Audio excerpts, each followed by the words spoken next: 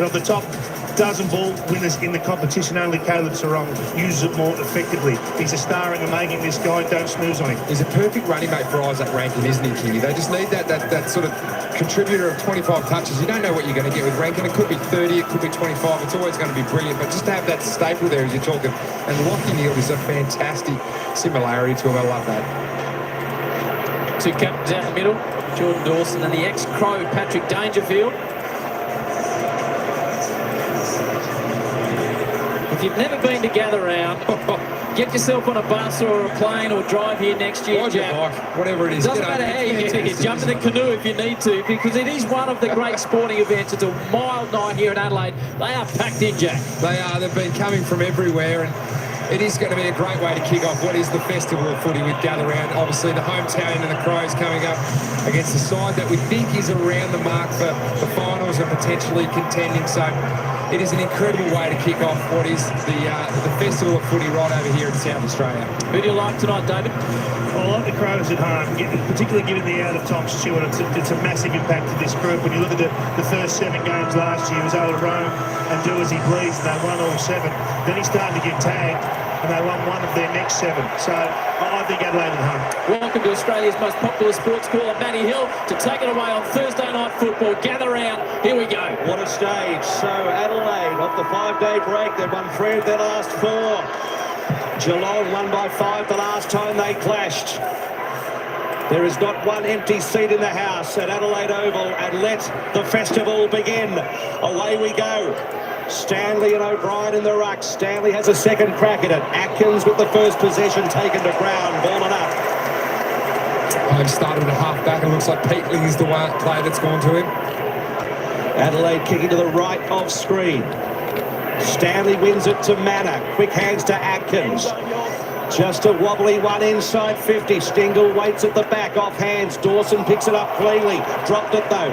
Cameron with quick hands looking for Manor. He was unable to gather. Smith dead by hand to Humphreys to Jezza. Cameron 52 metres out towards the Henry and Neil direction. Henry went the fist. Stingle couldn't quite. It's a hot football, Neil Quillen. Quick work, and it's landed in the arms of Fogarty. Immediate releases by foot. A great start of the season. It's Fogarty short to Scholl. Takani's got the big job on Riley Thilthorpe long down the line. That's where they go. Leading the Coleman medal. We see him enter screen for the first time. Just toe pokes it forward to Fogarty. He's got the runners. Peatling, handy addition to this side. It's a clever kick to Tex inside 50. Gets away from blitz halves. Tex to get the crowd up on their feet. Like a 25-year-old at Texan. Bangs it round the corner. And Adelaide stands as one. I want to see his birth certificate. I don't believe it. I do not believe it. You don't do that at 34 years of age, almost 35. Great kick by Peatling. But let's just look at the goose step. I mean, this is a guy that knows space. He understands that he's in behind. It's only a metre or 2. We didn't have this in his game, does he? Just look at this. He says, I'm going to wrap around. No, I'm not. I've got him. And I've got a step in me. And we know what he's like by foot, but that is amazing confidence. This is a man at the top of his game at 34 years of age. AFL House have written the script absolutely perfect. The big Texan getting the first one to Gather Round, and what a goal.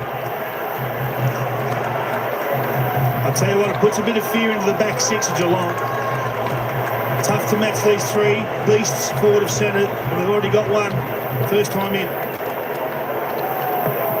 Showtime early at Gather Round. Stanley went without it. Atkins with the quick kick towards 50. Bouncing ball. It's very wide. Hinge comes out and meets it and out. Taylor Walker, who kicked a 4 last week. He's kicked 5 once against Geelong. And that was back in 2021 in the opening round.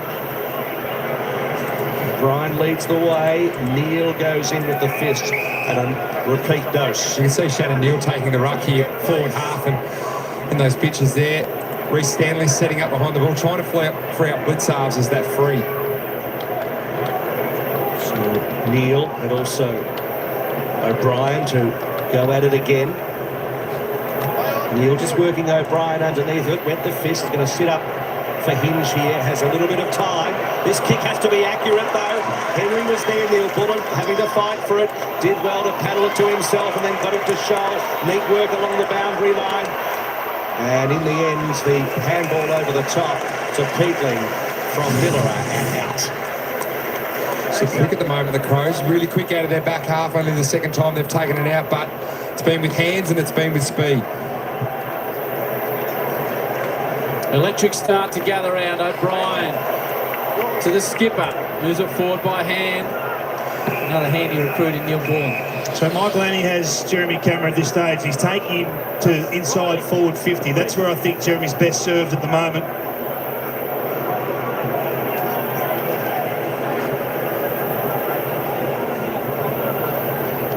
O'Brien and Stanley, who just puts his head under his armpit to Bailey Smith. Sends it around the corner. Neil competes with Hinge. Angelo beats them all. Dangerfield's gone to full forward, guys. Michael Annie's got the matchup on Jeremy Cameron as well. Now Keane's worked his way to Neil. And Mitch Hinge just easing his way back to full-back as well, just as a spare. O'Brien went it down that time in the Rankin direction. Smith worked off Rankin well, got it to Manor, who just blazed away. Ball taken by Keane. The Irishman goes short. Now, it's not the required trip. They've been hot on that over the last couple of weeks. Laird goes back to Keane. Keane's kicked down the line. And that's terrific work in from the side, Fogarty. So Fogarty, he's got a couple of options. He goes short to Shoal.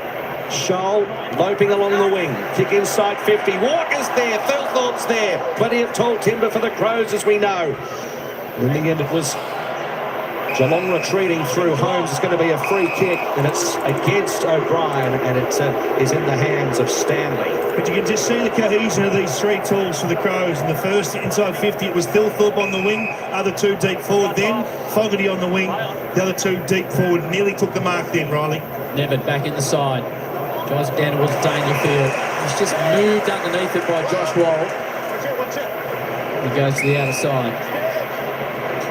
Just blasting the ball here a bit, the Cats, forward of centre, getting picked off, just taking the one mark so far.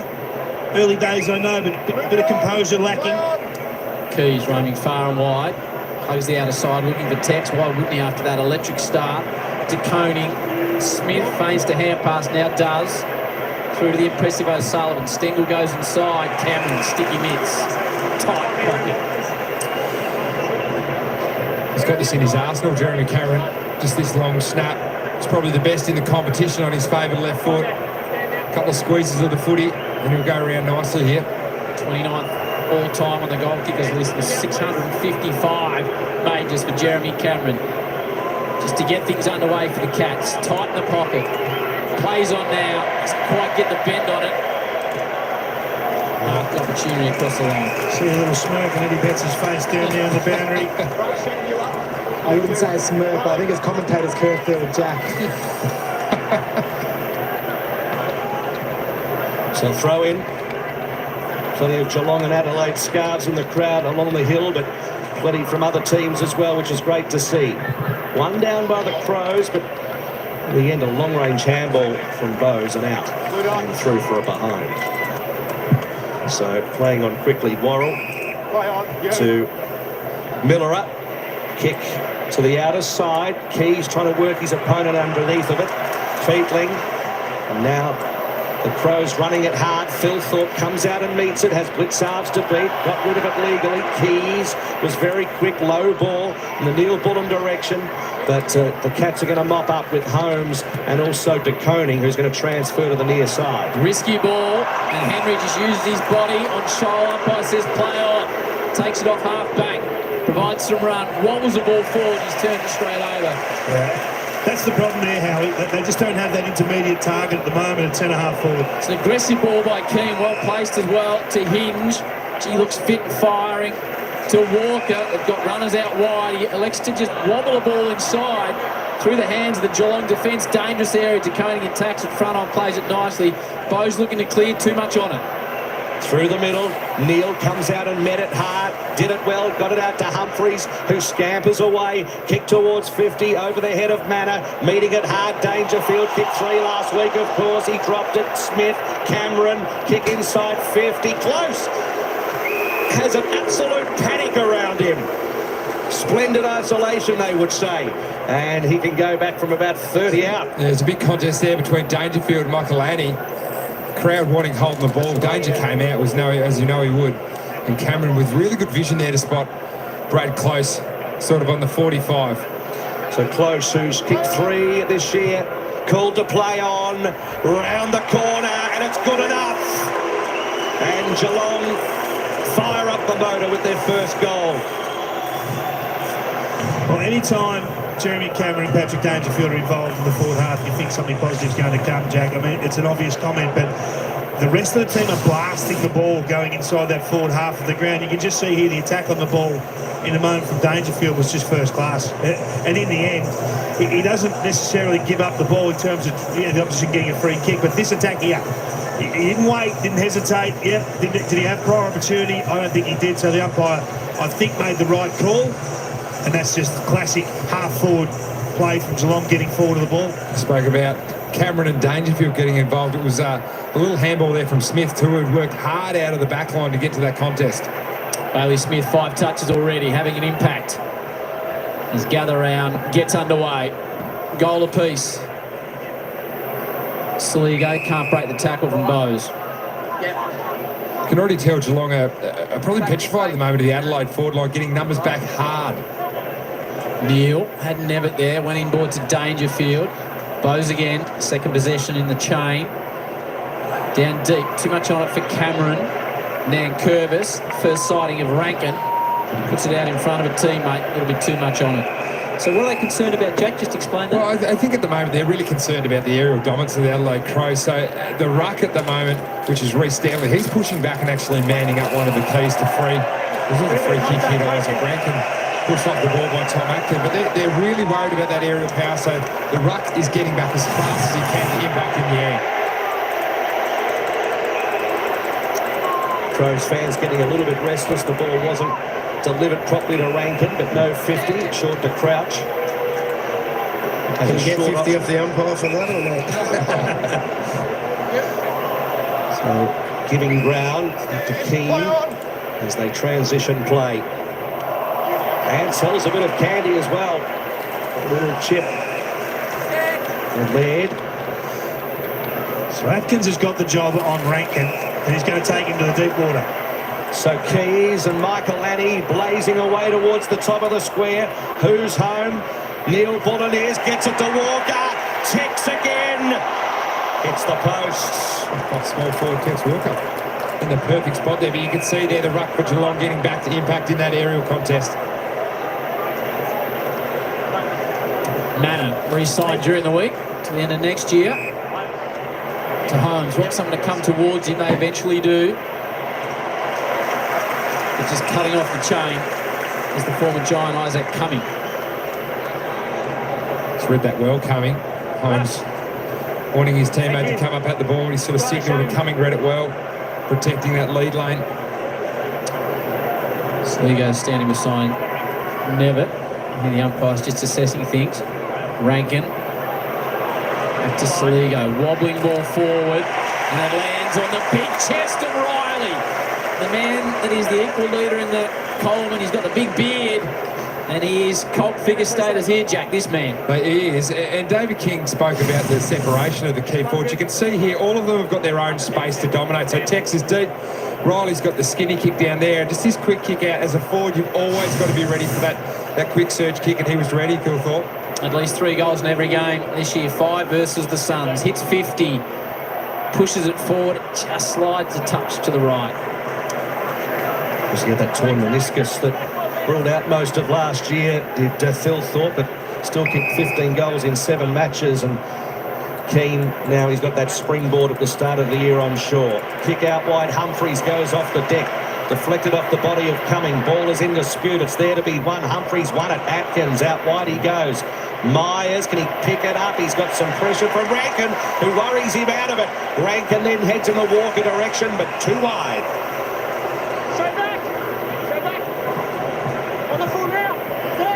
Very impressive young player, Connor O'Sullivan. It's only his 6th match. What a big stage tonight. He looks unflappable for a young man. Short to Humphries. Bowes. Need to play on. And Mullen, who was good defensively against Melbourne last week. He won't be happy with that. They've coughed it up. Rankin, quick hands. Crouch. Nankervis. Keys. Lowers the eyes inside 50. Curtin's waiting at the back. Doesn't go off the deck. Uses his hands. Puts it through. Composure from the young man. Good start the Crows. Well, the Cats want to build the ball, short passes, take the angles, 30-metre kicks, 25-metre kicks, and the Crows are all over them, not giving them an inch. And you can just see the big spoil in the middle of the ground to force the turnover, and away they go. And they get organised ahead of the ball really quickly. Just have a look at them here, giving them teasing distance, and in they come. Close the gap quickly. They got this from Rankin. And Curvis, yeah, that's pretty simple from there. Take the ball from inside to out. The Cats are caught out of position. It's a pretty good kick in the end from Keys. Just put it favoured side of Curtin, caused a big collision from the Cats defenders, and pretty easy from there. Do you think at the moment, it looks like Geelong are probably trying to play the way that they've been beaten in the last 2 weeks? I think from the Saints game there was higher contested marks, and maybe they've started to bring that into the facet of how Geelong would like to move the ball. And clearly, taking risks through the middle, turnovers, they more than likely go back for scores, and this one's gone back for a goal. Early days, but Rankin looks good with 4 disposals coming in under that injury cloud. Bowes with a centre clearance, a high ball to the outer side. Really well done. Dempsey tracks it, takes the mark in the bright pink boots. Danger's very short. Makes to slide into the pocket. Here comes Jezza, cut off by Keane with a big fist. The defenders come. Dangerfield, good up forward last week. Dempsey again, a second entry inside. Nearly falls into the hands of Henry. Now Nankervis, well done by close to Manor. He doesn't have much room to work, touched, and Warren makes sure he kills it anyway. Everything's hard for Geelong at the moment. They're smashing them at clearance 6-2. They're getting plenty of ball going full, but they just cannot find an uncontested marking target. And Chris has got to be really disappointed with their ball use at this stage. Worrell encouraged to get on with it, does so. Guthrie, good last week, that was solid. Had Thilthorpe bearing down on him. Zach Guthrie. Thilthorpe was moving on the mark there after the stand call. Took about 5 steps back after the umpire said stand, and the umpire in control wasn't going to pay it. It was the one that had initially paid the mark and called mark. Gee, it's a big penalty, isn't it? Riley Thilthorpe looking quite bemused by the whole thing. That's your line. Stand there, please. And it's a pretty stingy 50, it must be said, but puts Guthrie directly in front and about 30 metres out. And he makes no mistake, and we're all square after 15 minutes. That's a man who knows his distances. If he says it's not 50, it's not 50. More like 10 lengths. But you're right. I mean, the ability to cut it off was the key part there. The Cats are working hard. They haven't got their intercept game going yet or the turnover game going yet, but I love what they're doing at clearance. And Smith's getting involved. Atkins, who's got the job on Rankin when he goes in, is getting some ball. They're right in this, the Cats. There's no doubt about that. This just got to find a target 40 to 60 from goal. That target last week was Danger, and Danger's been the one who's been playing deep forward at the moment. He was so good up the ground, sort of putting in nearly as a key forward role. So maybe it's the move for Chris Scott to move Danger just further up the ground when he's not on ball and get him playing a more traditional centre-half forward role for the Cats. Goal for goal, Walker close. Curtin and Guthrie, 2-2 apiece. Not a spare seat in the house. Atkins, back of the scrimmage. Thilthorpe started in the centre bounce area. Crouch, Keys, around his body. Blitzar's back in the side after illness last week. Tex, Smith. Just looks like he's loving his time at Geelong. He's got a free kick as Bailey. Coming up for his 6th disposal, leads everybody. Just the little things there. Walker doesn't let him take the intercept mark. They get the ball to ground.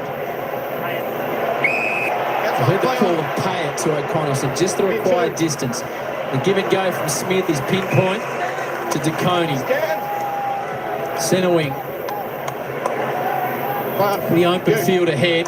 Tries to find a little hole. But that hole is filled by Worrell. Just not getting through, are they? I mean, you can just see that the back six of the Crows so organised. Worrell's kick to the congestion. Curtin doing some good things early. That's a good spotting kick out wide to Shoal. Miller also doing some good things early. Shoal's kick was up the side of the boot almost, but Draper, the young man's taken it. Just outside of 50, kicked his first goal against North Melbourne a couple of weeks ago. Plays on to Dawson, who blazes away and lucky to score in the end. Just a rush kick there. I know Jordan Dawson's an elite kicker of the footy, but he's really sort of crammed himself because the first handball didn't come from Draper. Just go back steady, take your shot, leave a chance for your defence to set up as well. Cats reset. Nicely from fullback Bowes. Plays on immediately. Assesses options forward. Close in the long sleeves. Keane does well at ground level. Back to Neil Bullen. Squeezes off a little kick on the 45. The recruits.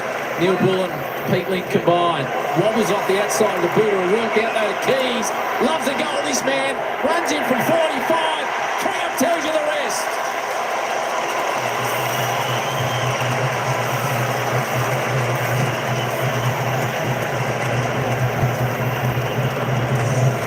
You look for little bits of play, obviously offensively, that to come back through the corridor and rip it out the other side. But it was Keane who came up here just initially at the start of that there was instep. Left Shannon Neal to come up and make that impact. And here, this is fantastic vision. Miller getting through is important, shifts the defence, and Keys as a winger playing his role and just holding his width now is so important as a wing on this ground as well. Nice big wings, and you can get a lot of clear ball, and running through 50. A very important goal. Just can't stop them. On turnover, when the Crows win it back, they're out and gone. It's either express speed by foot or ball use is cutting them to ribbons on the return on the way back in. Their three tools look dangerous, but the smalls getting involved as well.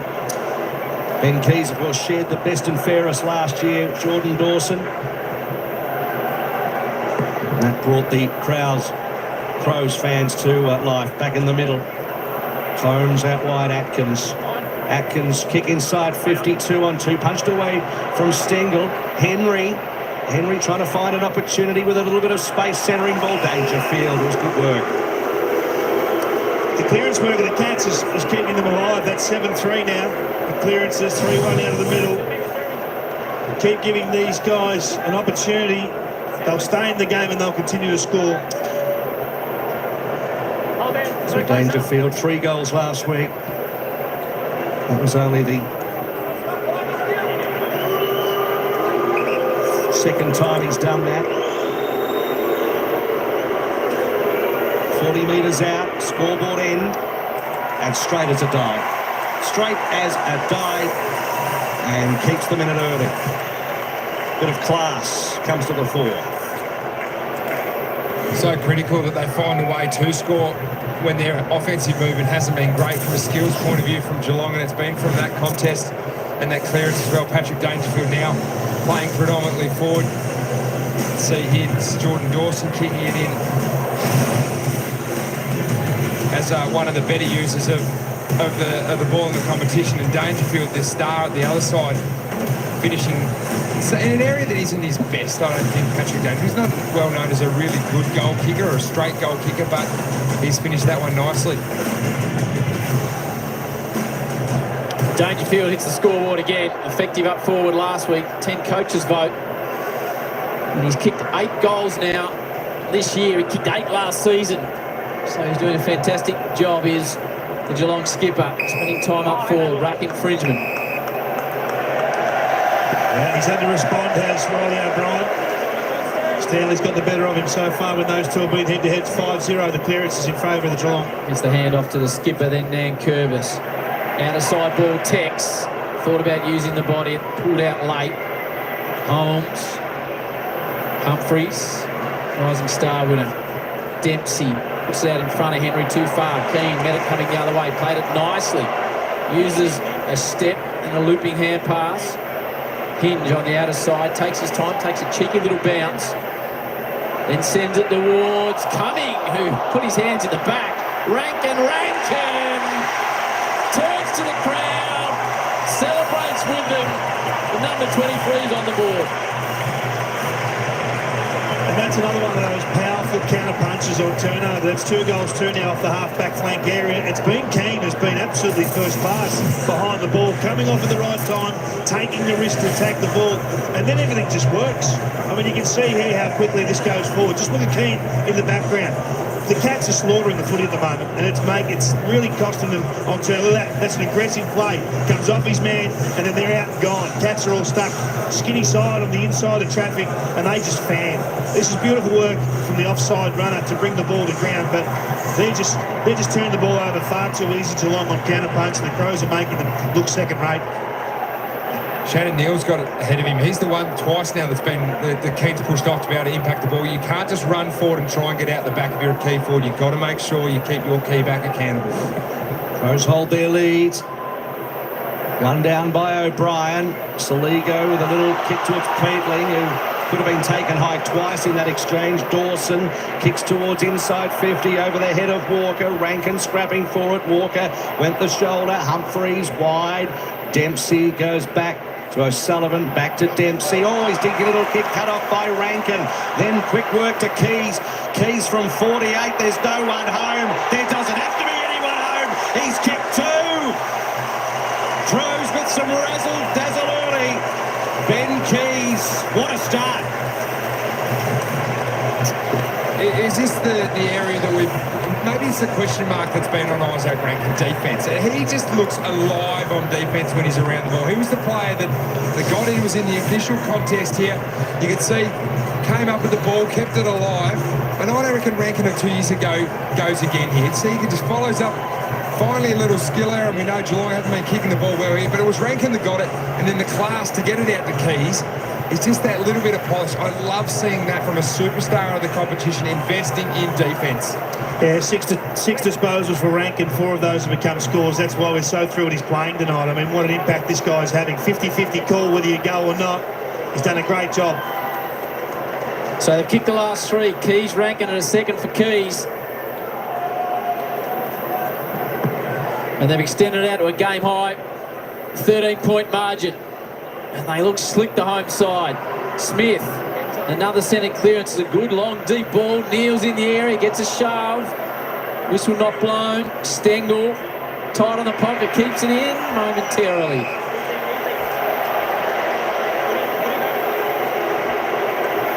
So Geelong have been good at stoppage tonight. Can they score from this forward stoppage? Tyson Stengel is the one that the Adelaide Crows have got to be on high alert for.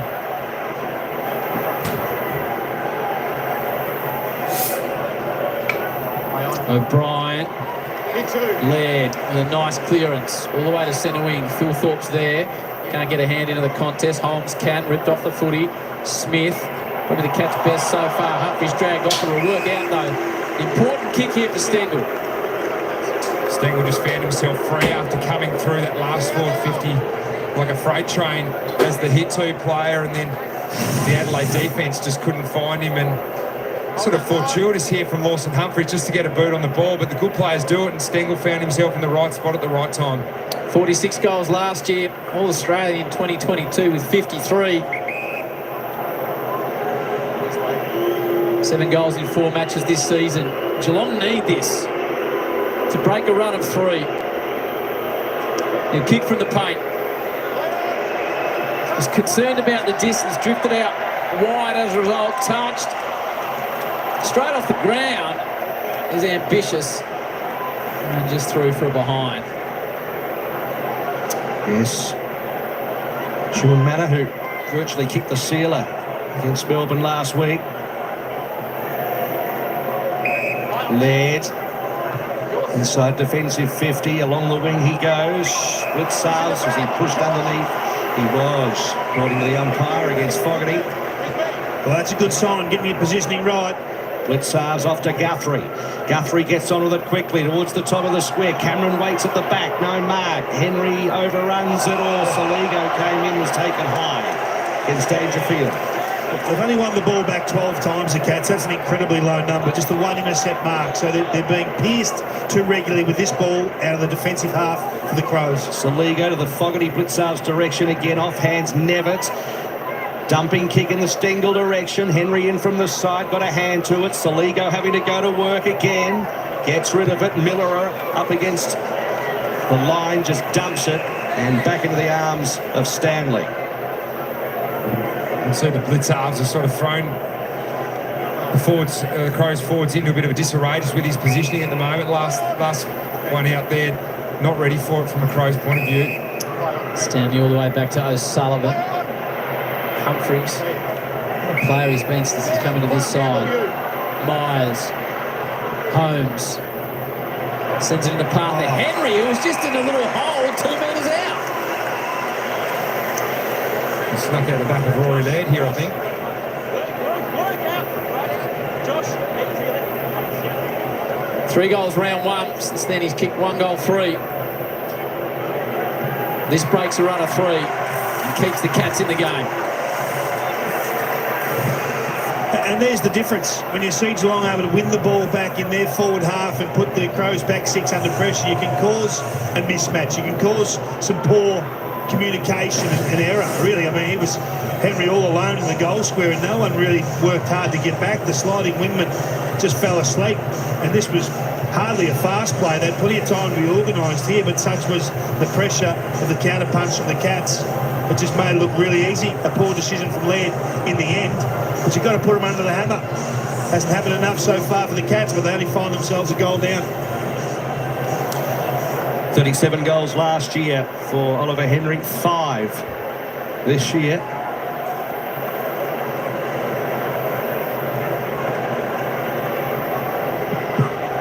Adelaide by a goal.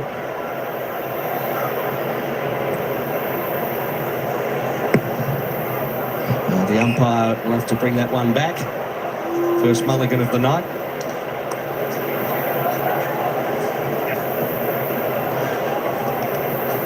So O'Brien wins it down. Crouch, Dawson immediately grabs and gets a free kick. So Dawson lifts his eyes, gets onto it quickly. Shallow entry inside 50. O'Sullivan meets it and bangs it back where it came from. Dempsey with a big fly, but it was ambitious. Advantage has been paid. We've got numbers out here. Scholl in front of the Max Bashir stand. Bashir name, famous name in South Australian football. That kick's not good. Cut off by Dangerfield. Dempsey's running with him on hands and knees. Got the handball away to Dangerfield, which was clever. And then that's even better to Neil. Great spotting and just manufactured some sort of a kick to him. Incredible footy, incredible vision there by Patrick Dangerfield. Just to be running full tilt. Even the handball from Dempsey as well. The turnover came. Danger snuck up behind, really. I think he didn't see him there. And then this handball here at full tilt, Danger just to stop. Kick around his body like that. Not many players can do that, let alone at 35 years of age. Looking to capitalise on his breakout year. Shannon Neal, where he kicked 23 goals from 15 appearances. He'll be kicking from right on the chalk. And he didn't get that to the right. On a 3 from the Crows, saw them out by 16 points before Dangerfield and Henry replied. Back to a 5-point margin. Touch ball. So at the last forward 50 stoppage, it was Tyson Stengel who looked to get a block from a couple of players and come to the front of the contest here. He's the one that they'll be alert for. Miller is on him at the moment.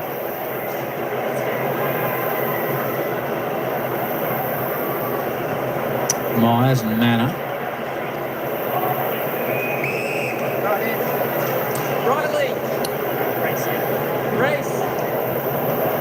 South Australian Premier, Mr. Malinauskas. Mister.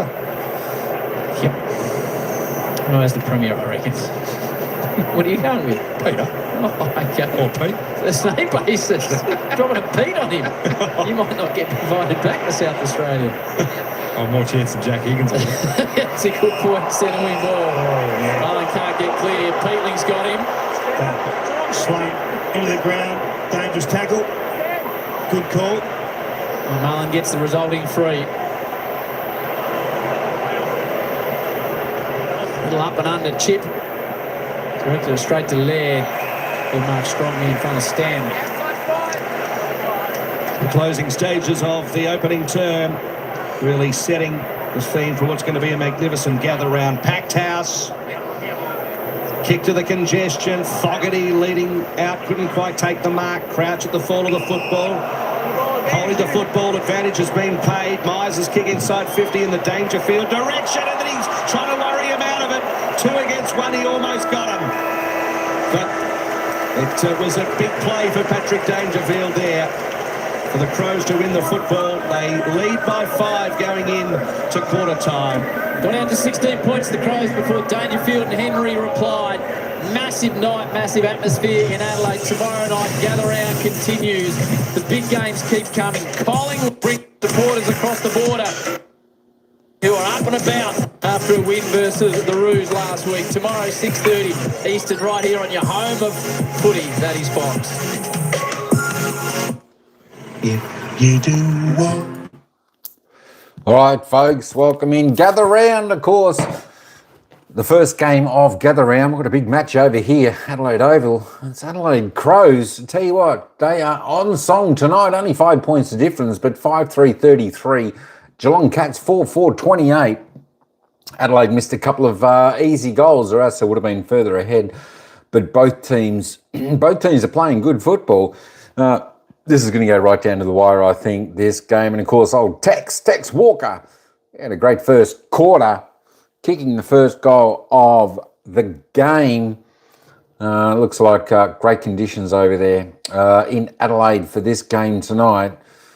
Whew, I tell you what, we're in for a cracking game, folks, if this is what we've got from quarter time. Just welcome in, of course, Noel, Tina and Bem, Adrian Sports Channel, Ryan and Lord. How you going, everyone? Welcome into the live coverage of the AFL football here. Let's just duck over quickly and have a look at the team stats and the players' stats. Let's just have a quick look over there. But before we go any further, let's just have a look at the goal scorers. So far up until the first quarter, we've got a few. Of course, Ben Keys for Adelaide is the only multiple goal scorer with 2 goals. Taylor Tex Walker, he's got 1, the first goal of the game. Ranky has got 1, and Daniel Curtin's got 1 also for Adelaide. Woohoo, go Flag Mantle this weekend. It should be a good game. Freo, I think it's going to be a fantastic game there, Eddie. I can't remember who they're playing. I'll have a look not too far away. For Geelong, Oliver Henry, Zach Guthrie, Paddy Dangerfield and Brad Close are the single goal scorers there. Tell you what, though, I do like the way Adelaide are playing tonight. I like their run. That is for sure. It's going to be what team can keep it up for the 4 quarters, or who's going to go get the momentum swings. I tell you what, it's hard to see. I think this game is going to be close right to the end, so don't forget to vote. Oh, you play the Tigers.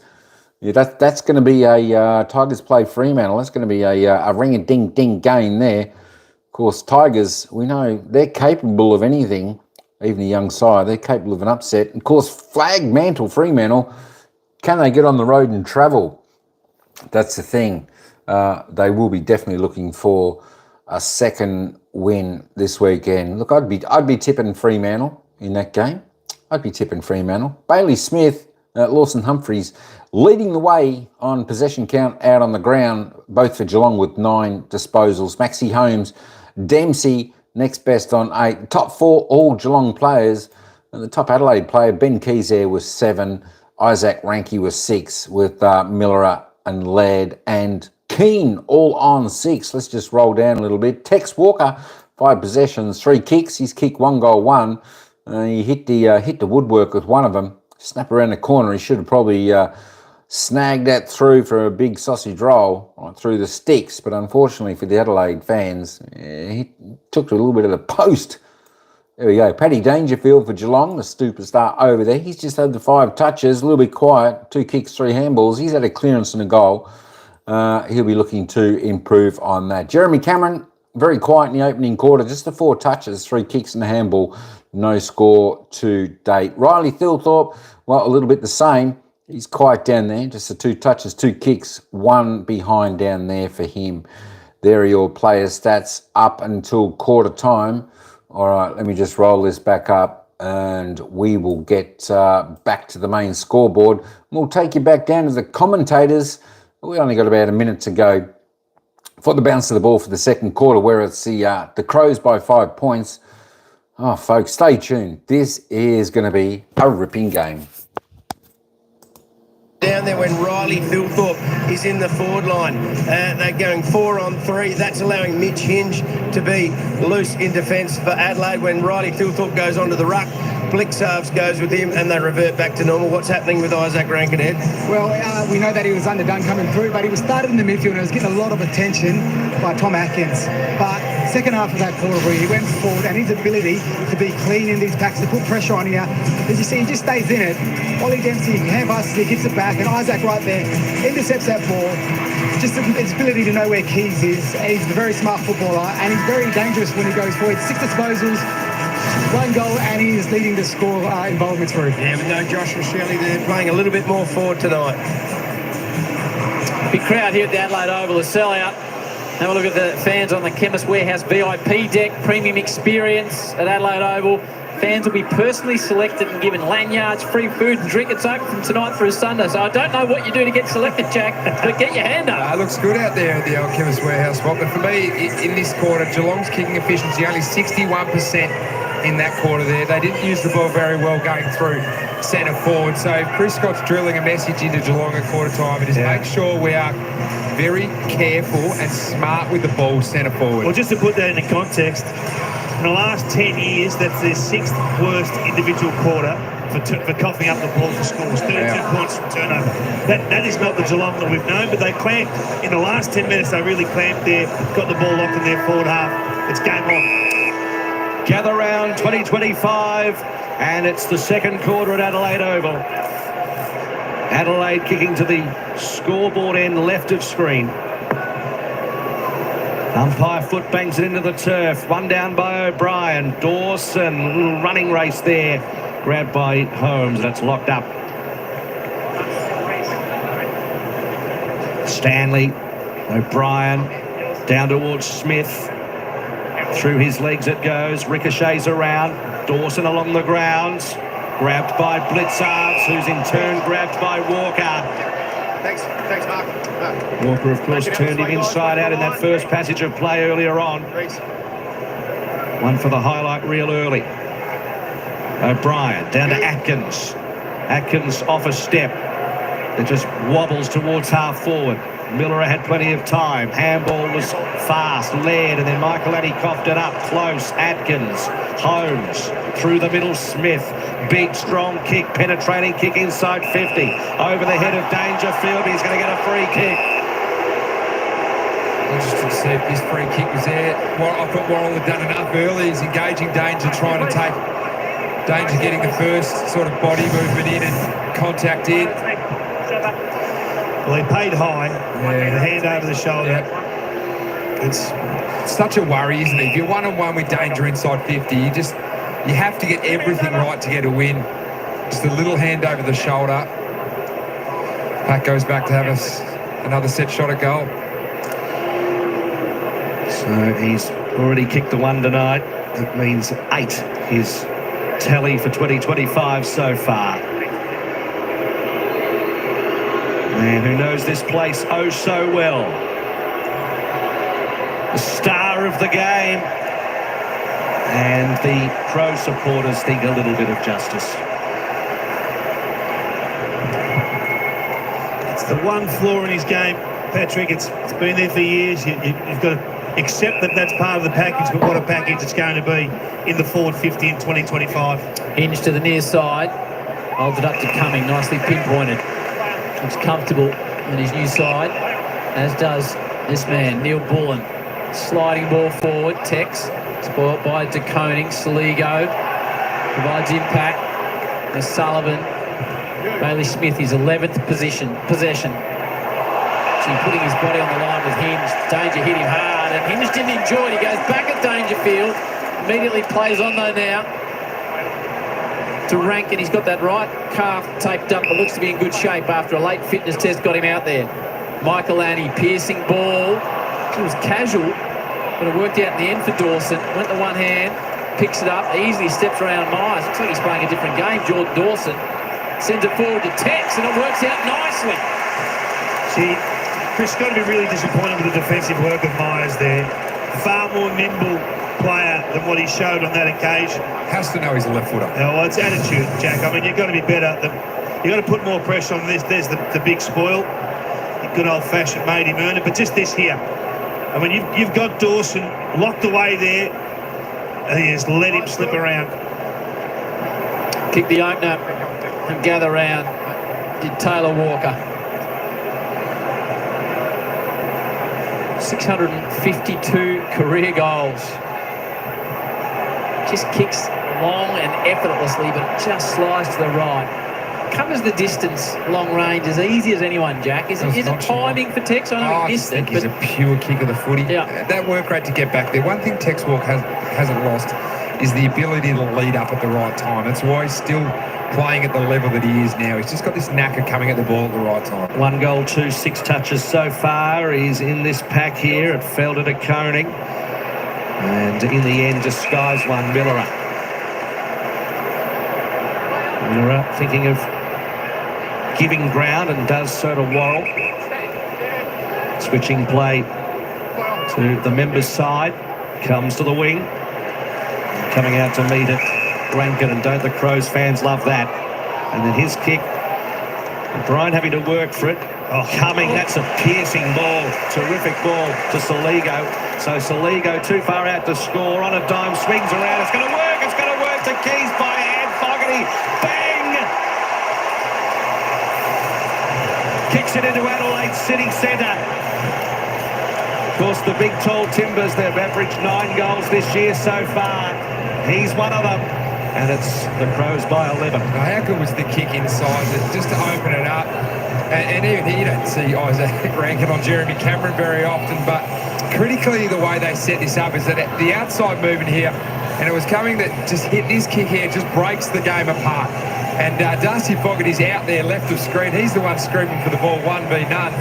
An absolute floater into Ben Keys, and Fogarty, who was none v1, still gets the ball. And that's gone a mile out of the stadium. That is a big torpedo, but fantastic setup. It shows you the impact of one kick. Yeah, and again, the defensive effort from Jeremy Cameron, they're well short of the standard that Geelong will accept from one another. So we've had Myers not really chase, and Corral and Jeremy Cameron on that occasion. It's only an 11-point game. Geelong right in it, but it feels like they're just hanging in moments in this game. The Crows look slick.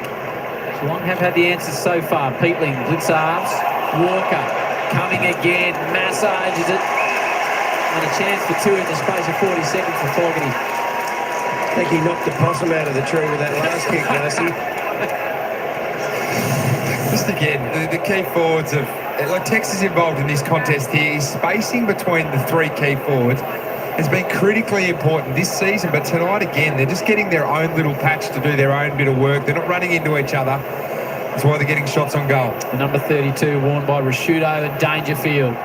Fogarty for 2 in about a minute, and that is a perfect finish. Splits the middle, and the Crows skip away again. I really think we're seeing the emergence of an elite midfielder in Jake Saligo. Some of his work in the middle of the ground is low disposal at this stage. He's only had the 6, but he has to earn all of them. Wins them all in a contest, 2 clearances, and some of the things he does, it just makes his teammates around him better players. He just has a happy knack of putting them into space. Just simple little gives like that, and then all of a sudden you get the ball going your way. He's one of those guys that you often don't see him live. It's all in review.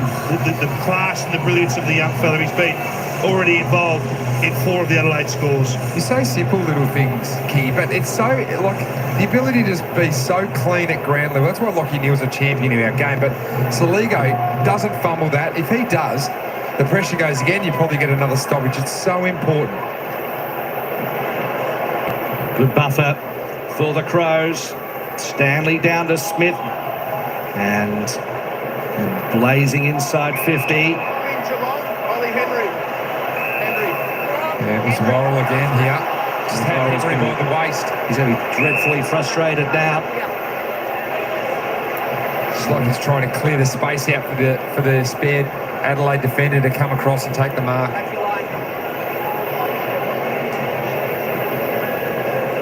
So no real breeze across Adelaide Oval tonight. So perfect conditions for goal kicking. Extremely mild. As Henry comes in from 46. And that's an old-fashioned shank that's been marked by Dempsey. Well, they already feel hard done by the umps for about the last 10 years. This is not helping. The chorus of Crows players blowing up Deluxe, but it looked a mark to my eye. Man in front. Come on. Rising star from 2024 into the field of play. And that's just rubbing salt into a pretty nasty wound for the Crows. Furious. There'll be another please explain during the week from the Crows back to the AFL. They're going the wrong way these days. That just shows, though, you never give up on the contest. And Ollie Dempsey, who knows a fantastic aerial mark, found an opportunity to pop up. And this is what Geelong have done the whole way through this game. And here's the free kick. Worrell holding on Henry there. But you just got to take your opportunities. And Geelong have made the most of what have been some interesting and poor opportunities inside 50. But for mine, this was definitely a mark to Dempsey. No, you got to play the man in front. He's at least touched it. He's at least had first hands on the Crow. He's at least touched it, if not grabbed it. Come on, Jack. I'll pay that a mark every day of the week. That's a shocker sort of goal. In front, he's had first hands on the ball and almost pulled it in, locking shot. One of the great goal assists from Henry. Peatling clears it, sends it deep, curtains out of position to Coney. So you're of the opinion it was a mark to the man in front, Kingy, or no mark at all? Yeah, a mark at least touched, at bare minimum. O'Brien to Fogarty, whereas you think it's a mark It's a mark every day of the week, that. to Dempsey. It's the great thing about our game. Debate is on. The umpire paid it a mark, so... That's forwards. That's the way they think, Howie. Did you play forward? They're a different breed.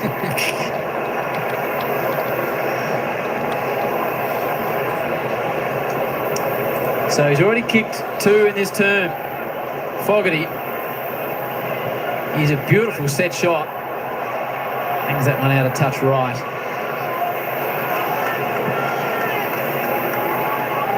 Geelong just hanging in at the moment. Humphreys spreads it out.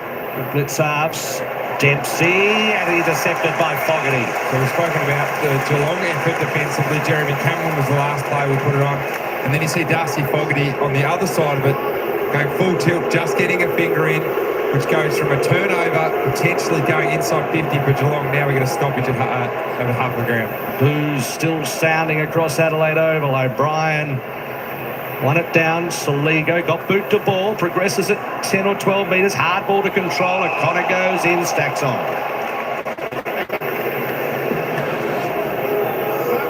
Keane's the loose man behind the ball for the Adelaide Crows.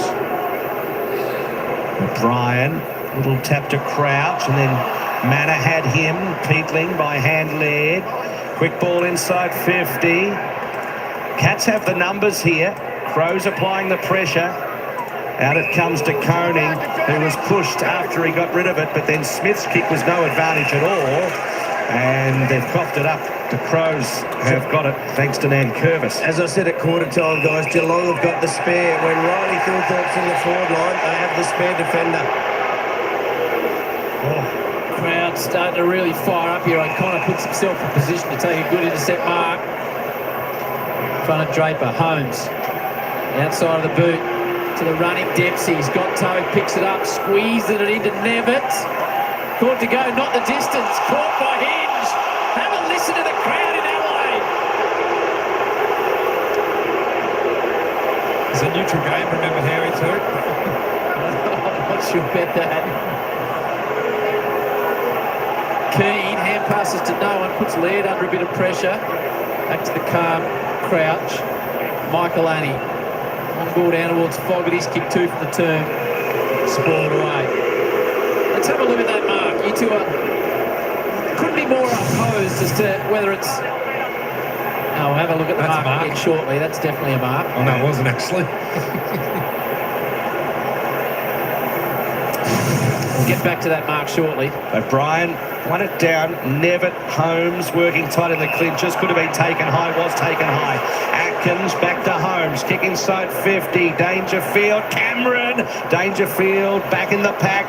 Henry tries to go the fist. O'Connor's in there. Keane has to be careful. Did it well. Look at Draper beating one or two and then got it to Soligo and threw him under the bus, but he was taken crudely. Free kick the Crows. I'd just like to get the thoughts of Mark Rashudo at ground level.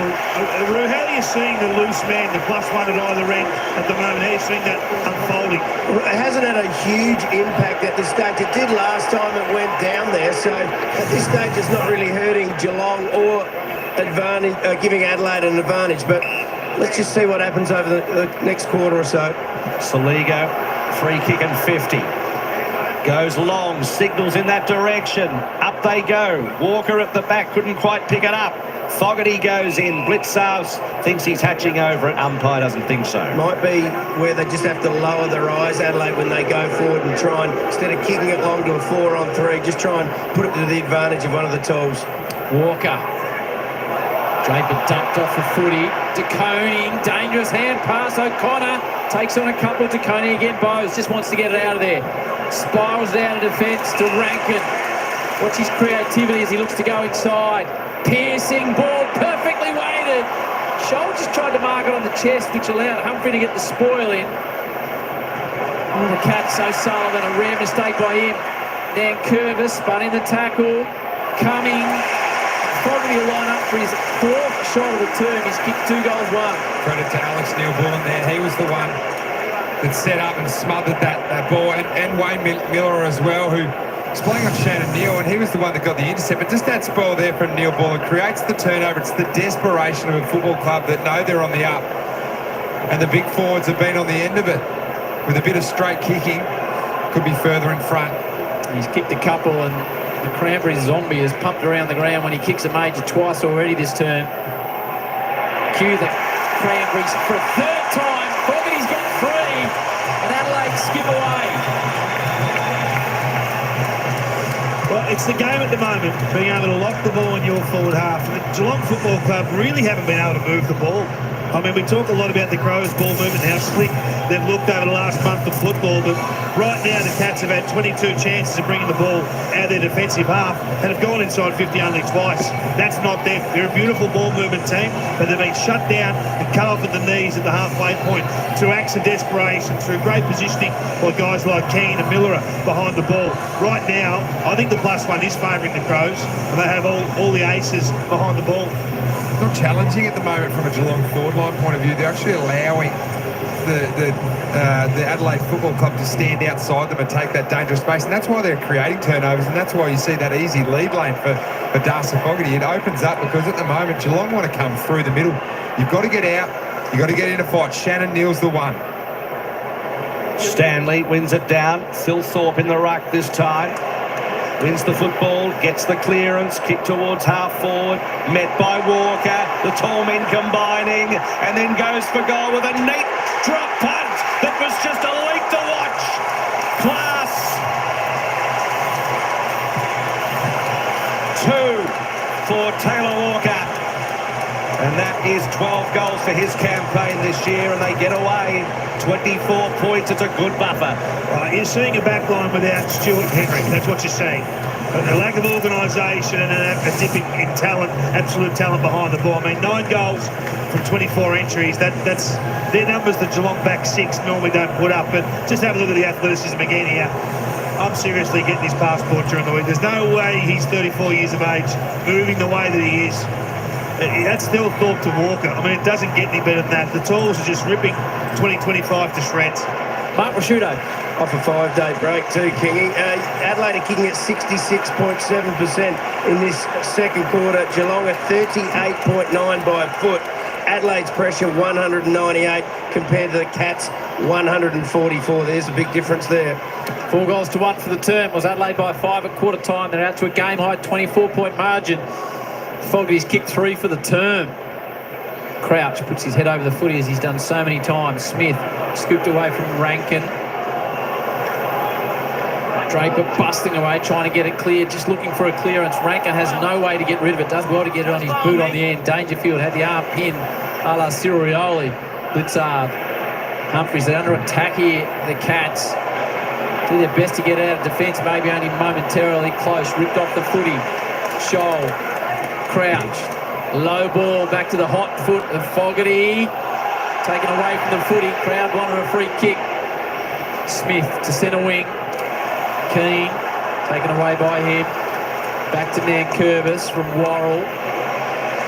Now the skipper. Dawson on the gather round logo.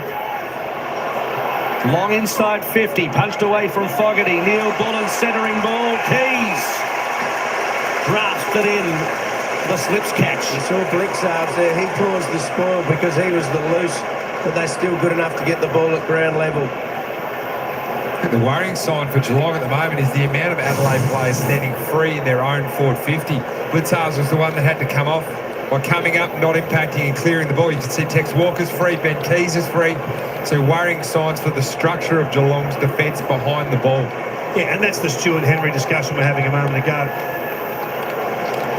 So Ben Keys comes in. He's kicked 2 already tonight. Well, what the big boys can do, I can do as well. He's kicked 3.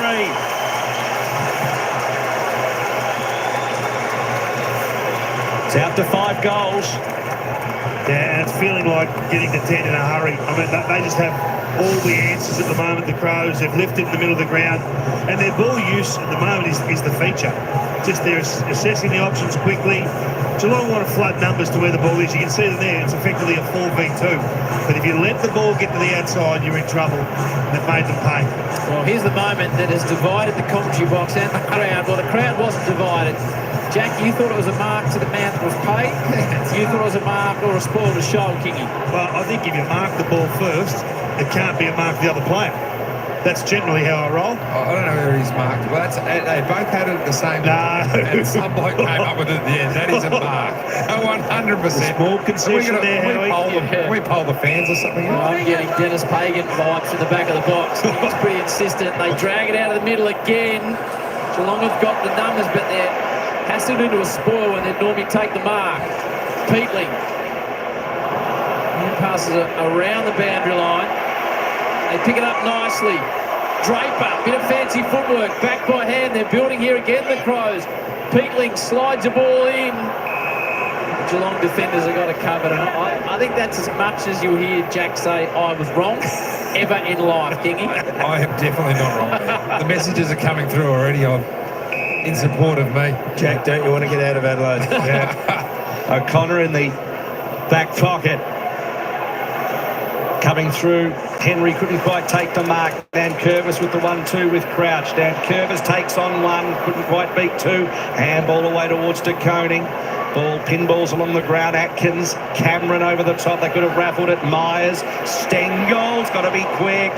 Just got his way out of trouble. Kicks towards Dangerfield. Couldn't quite take the mark, but the Crow was bearing down on him. Gets the front on contact and a free kick. Just getting mailed through to Andrew Dillon. He's already doing an apology. He's about to sign a statement saying we were wrong. Can you just resend the email? Just send it on from last week across? Yeah, it was good movement there by hand, wasn't it? They've dropped into a different mode there, the Cats, and were able to get the ball to the outside. And this guy threatens to get Geelong back into the game. He's the only one forward of centre that looks likely. 6 touches, 4 contested possessions. He's kicked 1-1.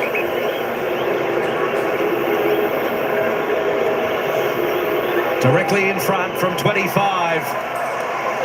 Patrick Dangerfield slots his second goal at a time they needed it badly. But gee, he's working hard, isn't he? I mean, he's had the 7 disposals, 4 of those have become scores. 5 of his 7 inside the forward 50 is exactly what they need tonight. He just needs a couple to come with him, Jack. Yeah, and it's probably Max Holmes at the moment as well. Like, Holmes has had a lot of possession, but we just haven't seen the dash from him. Most of that's been from kick-outs as well, but it's the opportunistic, just the ability to hang around. That's why the Cats are a really good side. They've been dominated tonight in a lot of aspects, so Dangerfield stands up against his old mob. Round 20, 2008, his first mark, his first kick, and his first goal. All in one hit.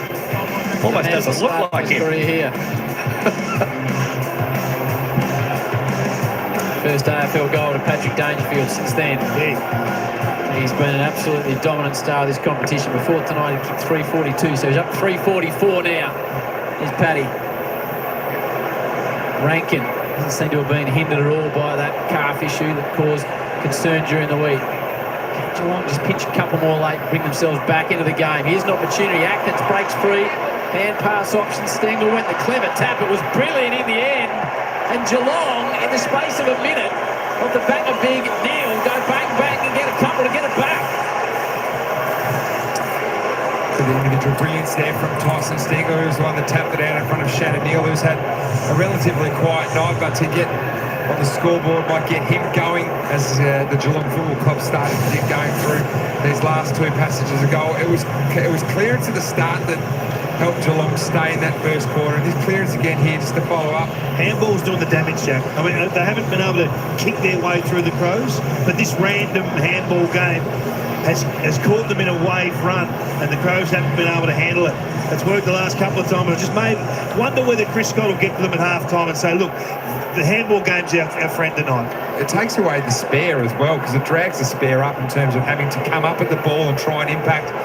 So you're right, King, a conversation for Geelong at half-time about maybe using that handball a little bit more. Saw the reaction there from Shannon Neal. He was virtually held last week, but gets a goal in the second term. They nullify each other back in the middle. Smith with a little bit of room to move. Round the corner, no mark from Draper. Michael gets another chance to come through. Free kick goes to the Crows. Hinge.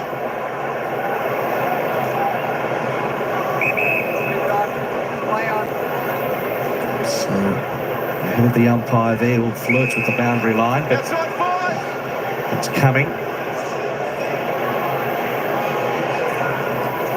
We're just going to massage it around the back line here for the moment. These are tactics that we've seen used against Geelong of recent, just kicking the ball around, uncontested marks. That's very close to out, but it's paid in. Neil Bullen back to Cummings, sold a little bit of candy, and then kick inside 50. Walker. That's pure strength that time. That's body work at its best.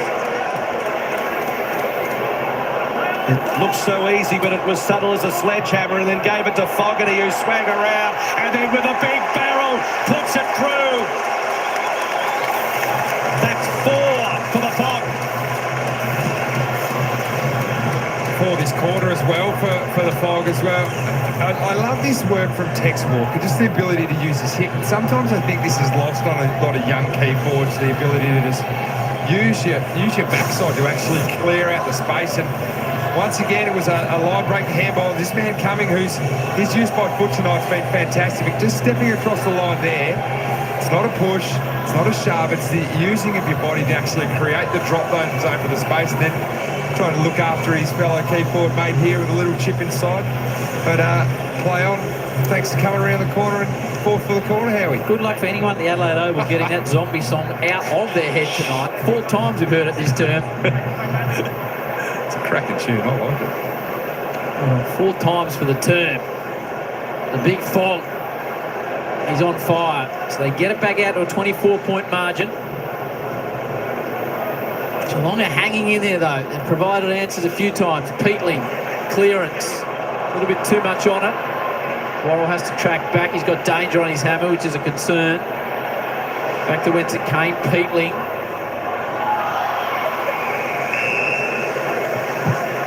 Coming in tonight, Adelaide, the #1 scoring team in the competition. We're 4 minutes away from half-time. Already 71 points on the board. Their offensive game is just up and running. Averaging 125 points this season for Adelaide. Triple threat up forward. Peatling, nice little step. Rankin. O'Brien, stripped to the footy by Manor. Back to Dawson. Dangerous from 50. Dawson's had a couple of goes tonight. Can't hit the target. And how do you feel about Isaac Rankin handballing to Riley O'Brien? He only handballed it to him to get it back. Riley just wasn't in sync. I'm pretty sure there would have been a conversation afterwards. Let's see if they can lock them in here in the back half, because the Cats haven't been able to get this game this part of their game, this facet of their game rolling tonight. They can't kick through the Crows. They'll do something a bit different here. So, staggering around here, Myers, just working his way into a little bit of a pickle, and then coughs it up. They're pressing here, the Crows, and then Hinch passed it back to Myers as if he was a teammate. Manor, Smith, blazes through, gets the handball out. Standing start to Koenig. Kick towards half forward. Henry sets himself. Spoilt was good enough. Coming through Stengel. Inboard Myers. Trying to manufacture something for Henry. Nevitt. Little ball inside 50 towards Cameron. He's been able to rake it in. But again, it's the random handball game. I mean, if they can play with a bit of freedom, the Cats, they can get through. But if they try to set kick, and we saw it run aground with the initial start of this chain, I just wonder what the message will be from Chris Scott at half-time. Is it just random ball, throw it into the corridor and let's make it up on the run? Or do we stick to the process? 5 touches, no score yet for Jeremy Cameron. Very close to the end of the first half, and it's not the score he was looking for. Kingy, what are the Crows doing behind the ball to be able to lock it in? We saw it off half-back there. Geelong couldn't get through. Yeah. To the next little downfield. I just think they've been brilliant with their positioning behind the ball. You look at Miller, look at Nankervis, Keane, they've just cut them off. Indiscriminate there from Patrick. Now Crouch, so they load up again, the Crows. A lot of players in attack 50 for the home side. Crouch is aware of that. He wanted to go inboard in the end, just chips it to an area, but there's so many numbers back and never, he's a likely type in the air, takes a good defensive mark. Well, again, he looks up, there's nowhere to go. This is the organisation that Matthew Nix has chased for 18 months with this back 6. Not big in name, but they look terrific tonight. Holmes sends it out to Henry. He wants to progress further forward. He's kicked it straight to Keane, who's playing a fantastic game across there, Kimmy. Yeah, looks more like Ross Glendenning than ever seen. Playing with some confidence. Key's kick was smothered. Neil Bullen looking to help him. Coming through was Henry. And out of play. Talk about good positioning, Kingy. It's the ability to actually stand outside and be proactive. I really love that fact. Touched off the Geelong boots, so insufficient intent couldn't be paid. 90 seconds left in the first half. Stanley tries to tap it to Nevitt. Henry's also there. Ball goes to grounds. Curtin with the tackle over the top. Dawson fighting for it. Umpire says, I'll have it.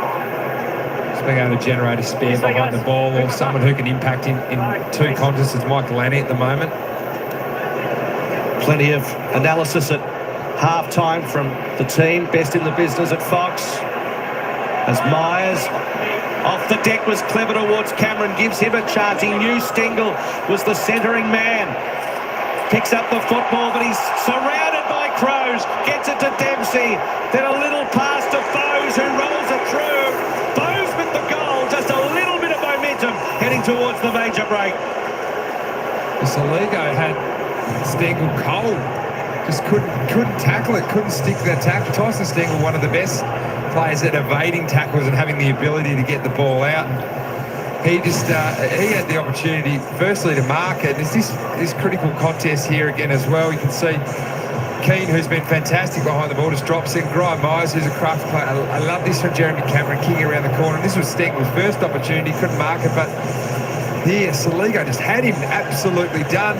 Sneaky handball, and the Cats have just been opportunistic tonight to take these little opportunities to a game that we could think might be sort of 4, 5, 6 goals is currently now, 18 points. So Geelong hanging around, and that's what the good teams do.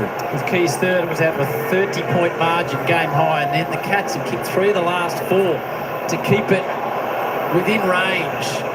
Looking to draw it even closer. Cameron marks on his chest. He hasn't had the kicking boot on. But gee, these are valuable red time goals if he can nail another one here, Jezza. You see the frustration there from Matthew Nix. It's just he knows at the moment that his side's dominating this game of footy and potentially going into half-time with only a 12-point lead. Cameron's had a couple of opportunities. He's kicked one behind. Just to make it 4 of the last 5 for the Cats. Right on half-time, Cameron, a magnificent drop punt, and the Cats are not going anywhere.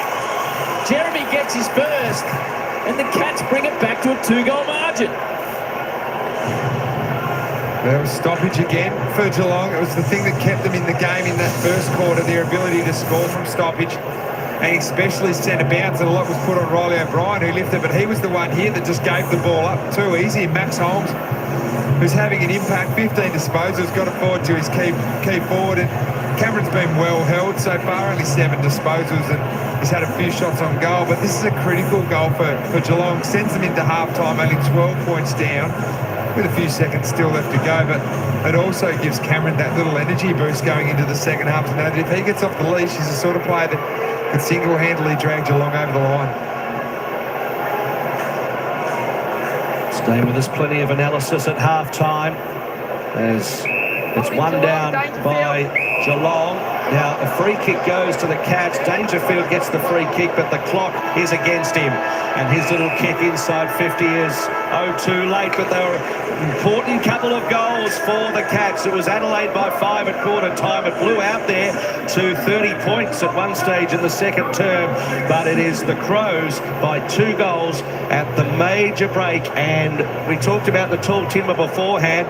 This man Darcy Fogarty 4, Jack. Yeah, he's announced himself as a competition as one of the good key forwards, and he's one of the 3 key forwards of that dominant forward line for the Adelaide Crows. I mean, 4 goals in a quarter is an outstanding output from him. And I mean, they look for him, and we talk about Thilthorpe, we talk about Tex, but he's just slid in nicely in this second quarter and was a part of the forward line that got rolling. And you look now at the scoreboard, only 12 points, and for the majority of that quarter, you think Adelaide have absolutely dominated, but Geelong have just made the most of their opportunities. Mark Rashudo. I mean, fantastic late. The Cats, they got right back into it, but for most of that second quarter, Ed, Adelaide dominated and used the ball well heading into the forward 50. Yeah, it was their ball use. They kept ball on body. They changed the angles. They didn't bomb it in what Geelong did in that first half. And they just lowered their eyes going inside 50, hitting up Tex and Fogarty.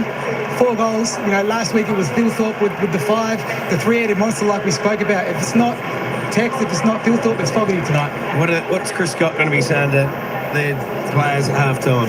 I think just keep going, keep persistent, keep winning the clearances, and that's the way they just got their goals. That just then, it was just that quick clearance, quick kick in, and their forward play in front. And as Jack said, they're opportunistic. Certainly got a ball game in the second half.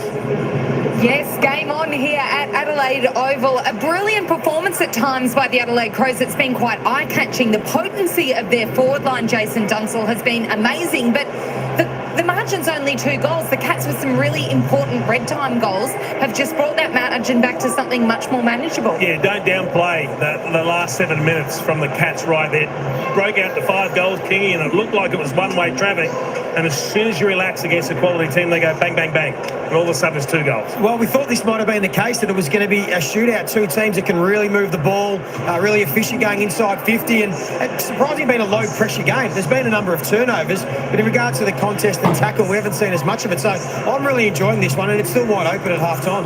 Our Harvey Norman highlights involve Darcy Fogarty, who has been enormous in the forward line. 4 goals, the foremost in a quarter in a decade by an Adelaide Crow. He has looked so strong. Oh, the fog, as Matt Hill was born, and just drifted over the Cats, didn't it? He just went berserk in the second term, kicked 4. And he's striking them beautifully. There's some great work further afield to build up. And what he always does is he presents. He's not always just looking for ones out the back, looking for easy ones. He's prepared to meet the footy. And he does that, and he's a beautiful set shot. And he's one, James, we spoke to Matty Nick's pre-game about the improved fitness. He looks like he's one that's improving his fitness year on year. I mean, he's getting up the ground now as an outlet out of the back half. You mentioned the play off there, Jason, that first quarter, he kicked it at half back and then won the ground ball on the wing that set up Tex Walker's first goal of the game. So he's just got a bit more, I think, a bit more endurance in him, that he can just work a bit harder for longer, because he's always had the talent. He was just always inconsistent, but he's been a slow burn, and he's been getting better year on year on year, and this first half's been exceptional. Felt like they had so many avenues to goal, Kingy. Yeah, they did. I think Geelong were their own worst enemies in that, particularly first quarter. Yeah. But I haven't seen Geelong torch the footy like this. in a long time, Jason. They've looked like they haven't had the answers or the options going forward, Joey, and the numbers are stark. I mean, 52 points at half-time they've given up on turnover. I just can't recall the Geelong side being so blast happy taking the ball in the forward half. Yeah, they didn't have any winners forward of the ball, did they, Geelong? Except for Dangerfield, who was always threatening more just with his contest and his effort, until really the last 5 minutes when Jeremy Cameron actually got going. He'd been really quiet up until the last 5 or 10 minutes and set one up, kicked one himself and missed another one. But before that, yeah, forward of the ball, Geelong just had nothing. And every time the Cats midfielders looked up and tried to create something, it was just getting rebounded, and Adelaide were doing as they pleased. Two good games I've seen Mark Keane play, James. He's been good, hasn't he? And he doesn't mind trying to set things up. He's not just throwing the ball on the boot. He'll take a player on, he'll get cleared, he'll release a teammate into space. But you're right, I agree. We don't often see Cats make those mistakes. I think there's a little bit of pressure around the ball from the Crows, which was very, very good. Made them make quick decisions, and all of a sudden, the turnovers hurt them big time. And this is a really good test for the Cats, whether they can stop that, because you can't concede 140 points for the game. You can't win the game if you do that. Joey, we've got some examples of the Crows changing angles. So talk to us about their method there. Yeah, well, I think it's a blueprint now, teams know, when you play against the Cats, and we've shown the vision. They do like to get in line with the ball. They do ball watch. So if you can just change the angles and come inside, you get the open side of the ground where you can actually expose the Cats. And we saw it a couple of times in this game. There was one example where Keys was wide open because the Cats really roll across and get in line, as Kingy was showing pre-game, and then again in that second term, we saw another example. Adelaide's foot skills stand out. I mean, they use the ball. They look dangerous when they get it on the outside. Yeah, I think there's been some really disappointing defensive efforts from a couple of their senior players too, Jason, the Cats. I've got no doubt at quarter time the coach read the riot act to Jeremy Cameron, Brian Myers and the like. Yeah. Brian Myers sadly out of form. Love to get the first half of being Keys. This is a guy that just works. He's no Josh Rochelle, but he's picking up the slack, particularly on the scoreboard, to kick three, set a couple up. He's been brilliant. The punishment zone scores from half-back Kingy has been so crucial for the Crows. Yeah, and this is a genuine premiership indicator. 5 of the last 6 premiers have been the most damaging once they've won the ball back from half-back and be able to punish. Well, there it is there, 4 of the last 6. It'll be 5 this year, Joey. Yep. I might have gone a bit strong. But it is something that I think Collingwood made famous a couple of years ago, and everyone's trying to go with now, the game at speed. What about the 35-year-old Patrick Dangerfield and what he needs to do in this second half, Jason, to haul the Cats over the line? Look, he hasn't been terrible. He just hasn't found a lot of the footy, but he's managed to kick a couple of goals. He's playing like a really good key forward. He's doing his bit. He's been a bull going at it a couple of times. It hasn't quite worked for him. He gave away a 50-metre penalty, which was a little bit a lack of discipline. But he's the most likely looking in the forwards, I think. We saw Jeremy Cameron kick one late, but he's been a little bit spasmodic when he's got involved in play, and Shannon Neal's found it hard to impose himself. I think Danger's been the most obvious target for him. How do you see the +1 behind the ball for either side? Who do you think it's working for, Joe? Well, it's favouring Adelaide, certainly in the first half from what we saw. But if Adelaide, if Geelong's side forward can get a contest or can get through, they are scoring as well. So their offence isn't a problem, as you mentioned before. It's just their ability to defend. But I mean, this is the way Danger plays. He's a bullet game, Jason. He does some great things, and then he gives away some sloppy free kicks or a 50-metre penalty. But he's always done this. But he just looms when the ball gets kicked in his area. You're always aware as a defender. Even if you do mark the footy, he'll make you earn it. And he's still the one for me at this stage that he's the most likely forward. Kingy, the Cats at centre bounce, it's keeping them in it. Their return at the moment, their third best opening half in the last 10 years. Wow, 4 goals straight. I mean, it's a rarity that you have such a reward from centre bounce clearances in a half of football. But I look at the scoreboard and I see 12 points. I think, my God, is that the game that I've been watching, 12 points? So it feels like about 6 goals, doesn't it? It does, but I think we're going to give credit to the Geelong midfielders. I think they've won the battle so far. I think Braylon Smith's been excellent. Holmes, Atkins, Bowes have had the better of the Adelaide midfield, so they've won that. But the rest of the game, the Adelaide defence and forwards have probably been in control of the contest. So, yeah, it's in the balance, but you feel Adelaide, if they continue to play the way they're going, should win this game. All right, let's play a game of What's Your Decision, starting with you, Keith. Was it a mark? Was it play on? It's play on. Mark to the man in front? It's play on for mine. It's certainly not, he didn't hold it long enough shot, but he definitely got first hands on it cleanly. So for me, that's play on and the baller. Yeah, Jason, I had the chat when we're sitting here. That's play on. Shoal's got his hands to it first, right there. So as that ball comes down, the umpire should call play on, and then you ball it up because it becomes a tackle. So incorrect decision, but we won't get an answer from the AFL on this one because they won't decide the game. AFL a bit like Jack. They very, very rarely say they're wrong. He was stubborn, wasn't he? Let me tell you, the crowd's feeling it too. Whenever a decision goes against the Crows, are they going off? We'll see if they're happy at the end of the game. John Ralph to join us after the break for our Round 5 Gather Round special edition of the Blowtorch.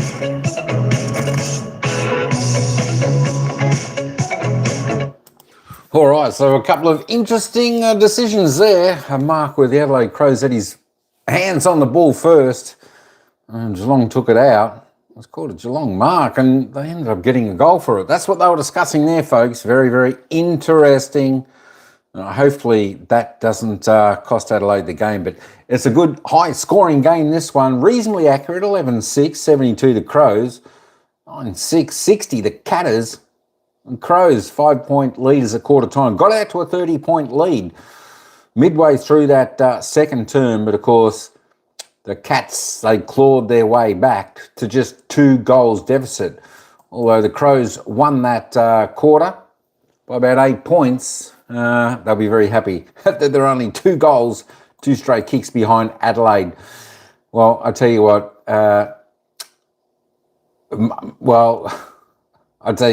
from what I'm seeing, I think Adelaide win, but I'm still waiting for Geelong to have that rush, to have that bit of control over this game, and to stop Adelaide's run and then end up in front some way through the second half here. But, that being said, Adelaide's doing everything right. We like the pressure Adelaide are putting on, the perceived pressure. We're seeing a couple of players of Geelong ducking a little bit, so the pressure is certainly there on the Cats. We're in for a great game, great second half, and look, I think this will be pretty tight finish. Both teams going reasonably well. Both teams out there to play and win. Of course, first game of Gather Round, we've got an absolute ripper. Let's just have a look at the player stats now.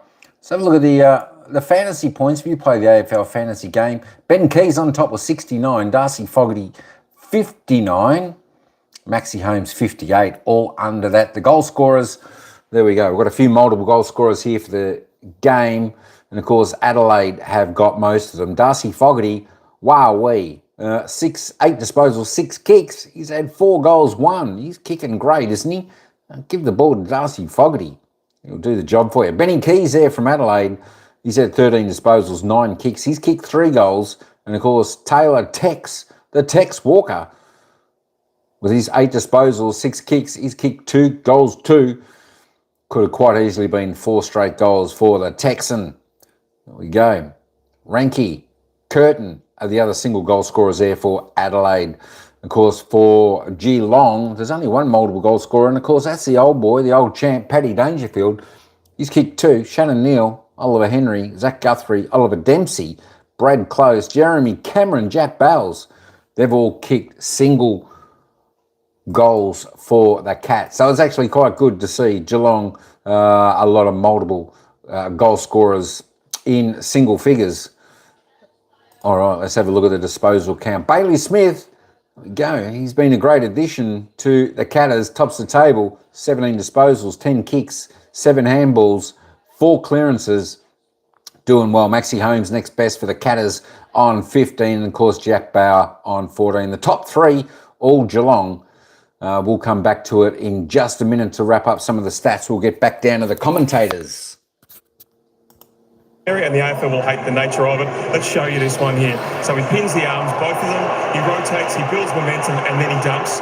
So up next, his old mob in GWS. This angle here shows some head-high contact there. So we'll have a look at that one. We'll have a decision for you by next week, but tomorrow. I think he's likely to miss a week there, Sarah. You're going to kick off the blowtorch with Noah Bolter. That's right. So he's not playing at the Barossa Valley against Fremantle. He's playing against a bunch of 17-year-olds from the AFL Academy on Sunday at Moorabbin. Now, the club's adamant that there has not been a backflip here. that the AFL and the Richmond hierarchy left it in the hands of the Richmond coaches and for Tim Livingston, their football boss, to make the decision. In the end, they said it was about match conditioning, that they're happy to give him a week in the VFL and then potentially play him next week. So he doesn't gate cash gather around. How relieved will the AFL be? Yeah, I think it's the right call. I think they've read the room. I think it was the only call they could make, and from here, we can get some fresh air until after he gets his verdict. But I think the AFL will be pleased he's not playing. Jason, talk to us about Riley Bice. So Collingwood versus Sydney. So you get 2 good weeks of football, and they want to tag you. Can you tag him if you're Collingwood, or is the fact that they have Lizard Blakey playing off the other halfback with such dare and impetuosity, does that make it really challenging? You can't tag a bloke in his third game, Ralphie. Give me a spell, please, will you?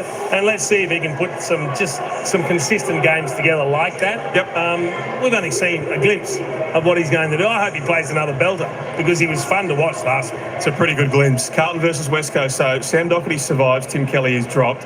So Joey, do you like that statement? He wasn't the worst West Coast midfielder, but sometimes you've got to stand for something as a young coach. No, I love it. I think it's a strong statement from a young coach that it doesn't matter your reputation, how much football you've played. If you're not living up to the standards, you'll spend some time in the waffle. And I think it sends a message to the rest of the playing group that he's serious and they're not going to tolerate it. And I really like it, and I hope they get a response from it. So, Jason, the Western Bulldogs versus Brisbane, 2 really poor weeks for Marin Norton. He did kick a late goal against Carlton, but he's battled glandular fever across the summer. So how do you get back into form when the fitness is not there and when the form is certainly not there either? He's a hard one to judge because we can only take it on its merits that he's fronting up each week, so we say he's fit. If he's underdone, because I'm noticing it in his work rate. I've seen him work harder when he plays the game, when he's up and running and playing well. Whether that's a lack of confidence, a lack of fitness, a combination of both, I'm not sure. But he's not crashing packs. He's not flying for marks. He's not getting up and back. So perhaps he's not as fit as he'd like to be.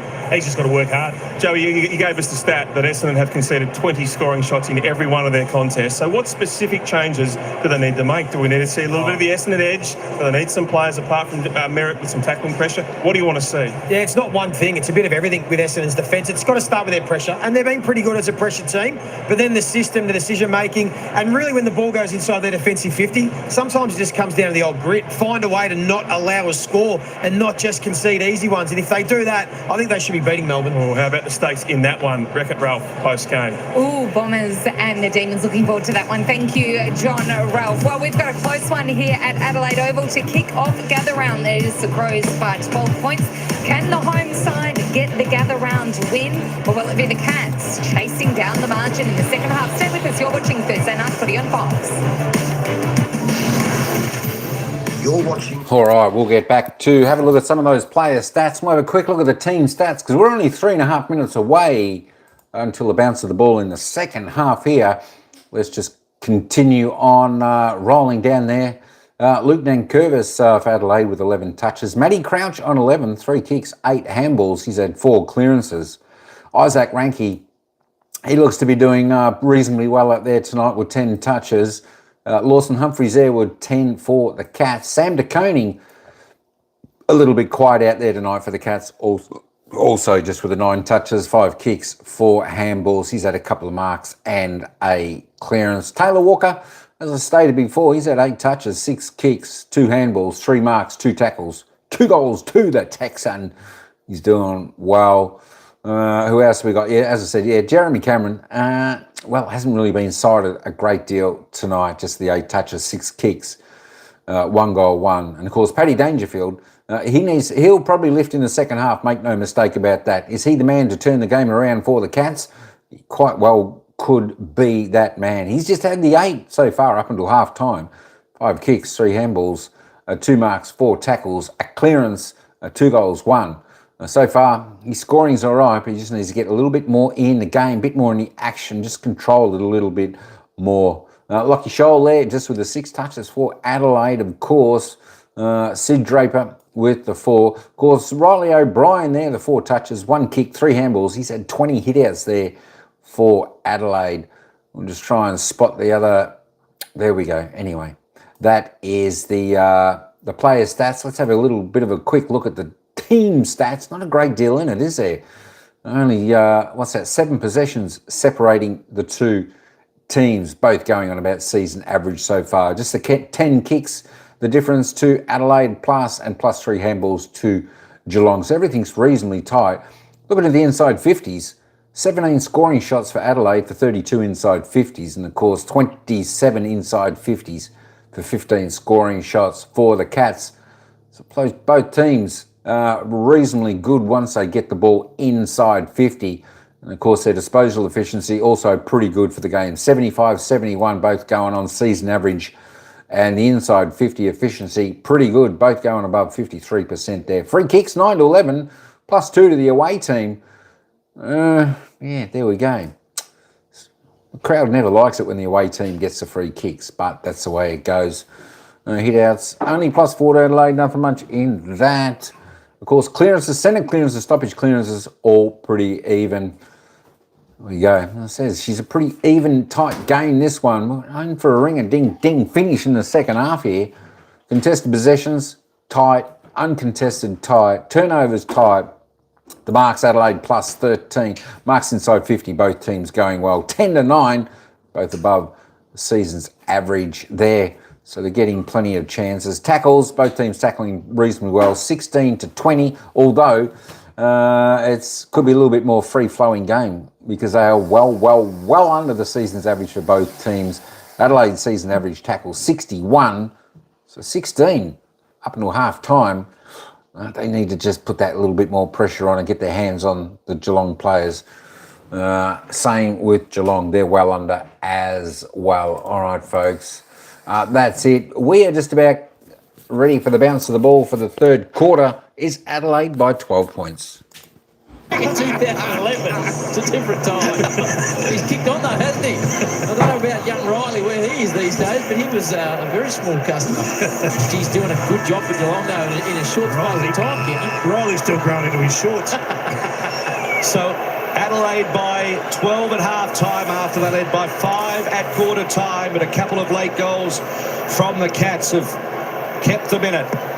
What are we about to see in the all-important third? Stanley pats it down only as far as Saligo. Tried to get it back to O'Brien. Saligo pitched by Holmes. Holmes' long ball towards the top of the square. It's rolling! They let it go! It's a goal! It is a goal to Holmes from the centre of the ground. What a start. You don't get a quicker start than that, David King. 17 seconds to be exact. Well, that's 5 goals from centre bounces now. Unbelievable what a return this is. You normally get about 3 scores per team per game. This is unbelievable. Out of the middle, just a big turnover ball here. And you can just see that Geelong midfield is proactive. Holmes out the front door. Just gets it on the boot as quick as he can. The body work from Dangerfield. This is why he's such a presence in the forward line. He just does enough. He understands he doesn't need to touch it. There's enough momentum on that ball to get it through. It's a big turnover from Saligo. The gap between taking the ball from inside to out and having it stripped is huge. Crows led by 30 points. Since then, the Cats have kicked 5 of the last 6, Jack. Stunning turnaround and a very quiet Adelaide Oval. Saligo with a clearance. Went the torp out of the middle. Humphries gets front position. Keys has been dangerous around goal. Tex.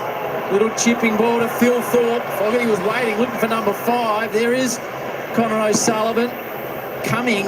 Oh, it's a magnificent ball. Might have been touched in the end. Falls to Scholl. Snaps around the body. Fogarty boundary. What does the umpire say?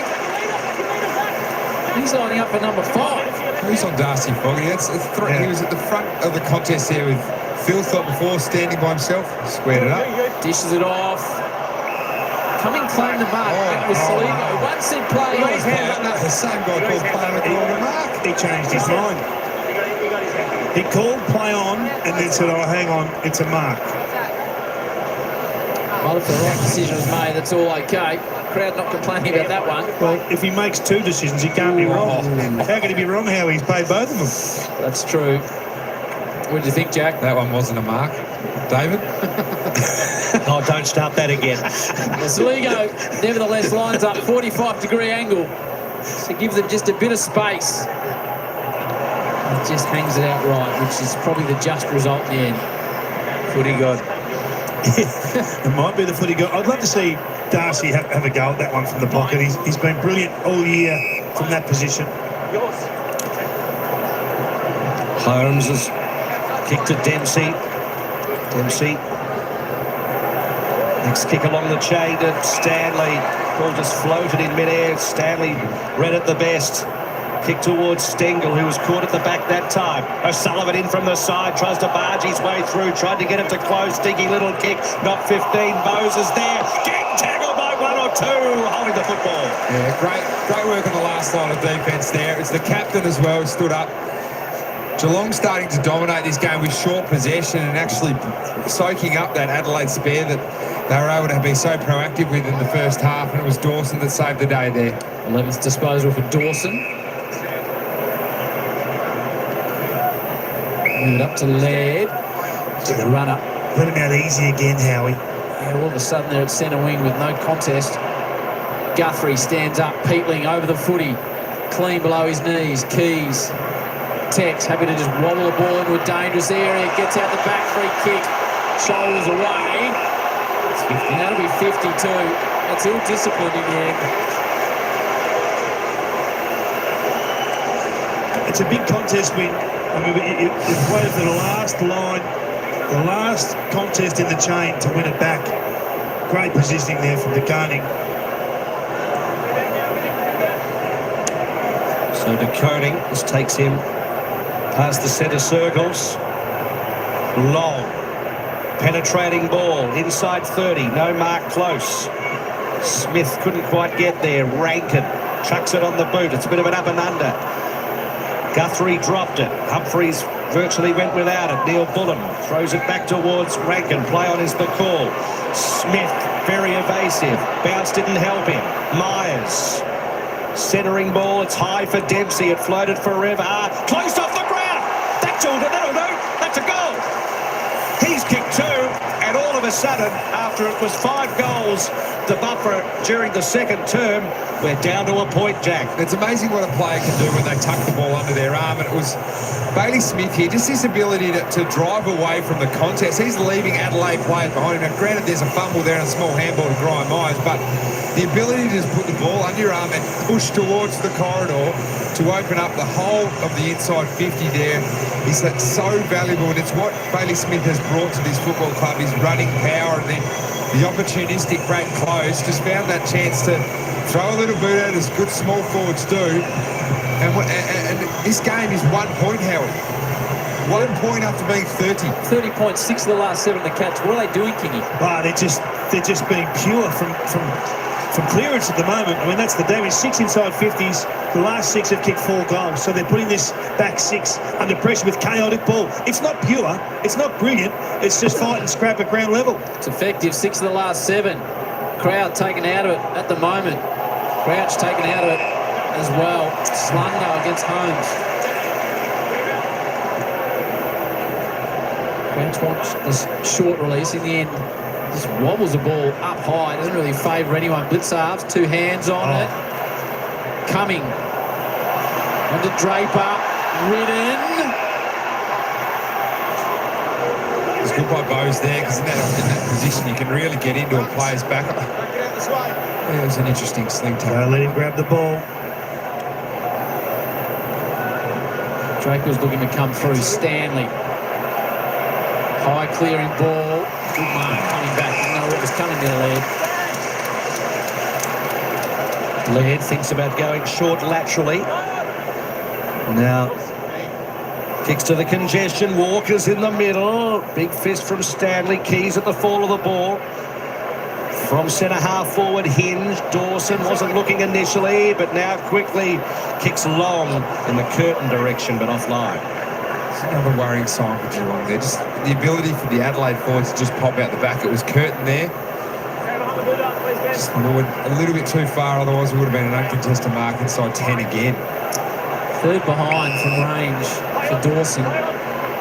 Smith still wants it on the overlap. And Holmes has to kick to a contest. Coming with the fist. Hinge. Oh, gee. Went to go in towards Rankin. It'll work out eventually. Crouch. There's Dawson again. Such a beautiful kick of the Sharon. The Geelong jumpers come and kill any thought.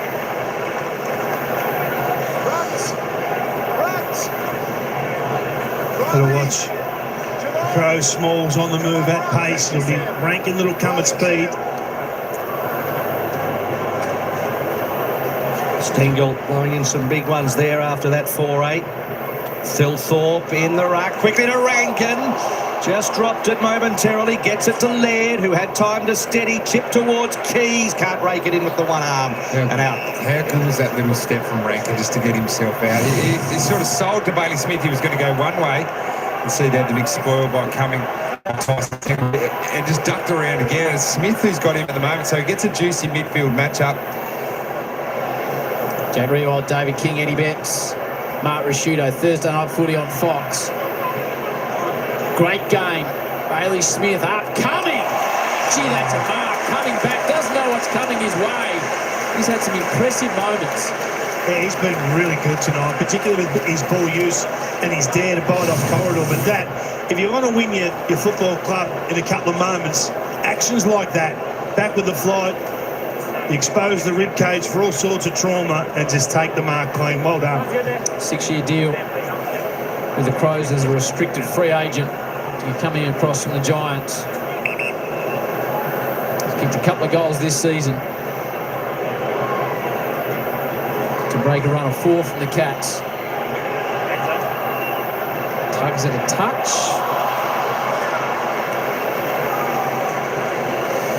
Got to factor it in from an Adelaide point of view, coming back from the Gold Coast on a 5-day break and the heat up there. Potentially we're starting to see them getting tired. So Holmes zipping out of the square with 3 bounces. And they're looking for Dempsey, but in all his fury, the kick is wide.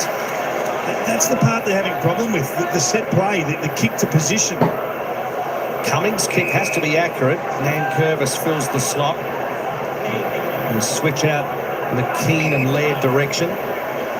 Laird's going to use Keane down the middle of the ground. Has to be quick. Close was closing in on him. Handball to Rankin. Deflects off the body. Did it really well to Michael Annie. Michael Annie had a little bit of time to look up and spot Thilthorpe and hit him straight on the chest.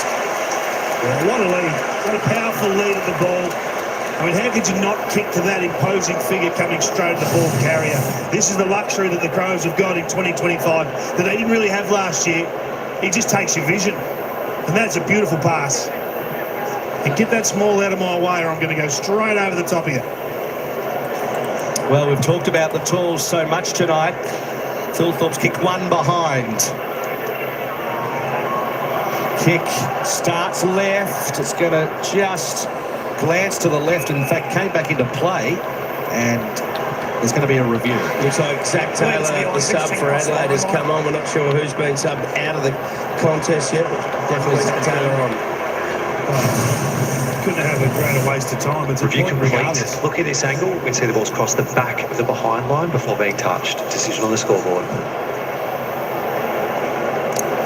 So taking all this in, it's going to be a behind after the review, and Zach Taylor's out there, the sub for Adelaide. So we just have to work out down there, Roo, who's come off. It's going to be Lockie Scholl by the look of it. Near side ball. Nicely weighted to Connor. He's happy to kick to a contest on the flank. Keane does good things. Thilthorpe in the middle of the ground. Chain of hand pass, Nankervis doesn't quite get it forward. And he's caught with the footy, so well done O'Connor. It is Lockie Scholl that's been subbed out. Mr. Mark Rashudo. Bailey Smith, long left footer to Patrick. Might have juggled it across, I thought so. Toss it back in. Maybe this danger that comes up and just gives some... You see that this lead here, I'd love to see danger a little bit further up the ground now in this sort of second half to provide that link in between exiting from D50 and going inside 50. Neil in the ruck that time for the Cats, and it's going to be rinse and repeat. Just think they've got to get a lift, Jack. I think they've got to get a lift across the board here, the Cats, and their mids and their half-back flankers to get involved. I mean, Dangerfield's doing the job inside the forward 50. Their stoppage game is effective in terms of getting on the scoreboard. They just need a lift across the board. Zach Taylor, first time on the ground in AFL 2025. Thilthorpe manufactured a kick out of that somehow. Was touched, though, so Connor has to play on. Knowing the situation, on a dime, swings towards half forward. No mark, Neil. Free kick advantage paid. Dangerfield comes blazing through. Kick towards the top of the square. Blitz arms. Close. Sniffs an opportunity. Comes out to Hinge. Hinge, he's taken in a good tackle. Gets rid of it though. Crouch up against the boundary line. Pressured out of it by Bowes and throw it in. Great pressure from the Cats there. Adelaide looked like they were going to get out. There was a fingertip on Mitch Hinge. Dangerfield came screaming back in after kicking that ball inside 50. Gives him a chance at 4:50 stoppage. Packed Adelaide Oval.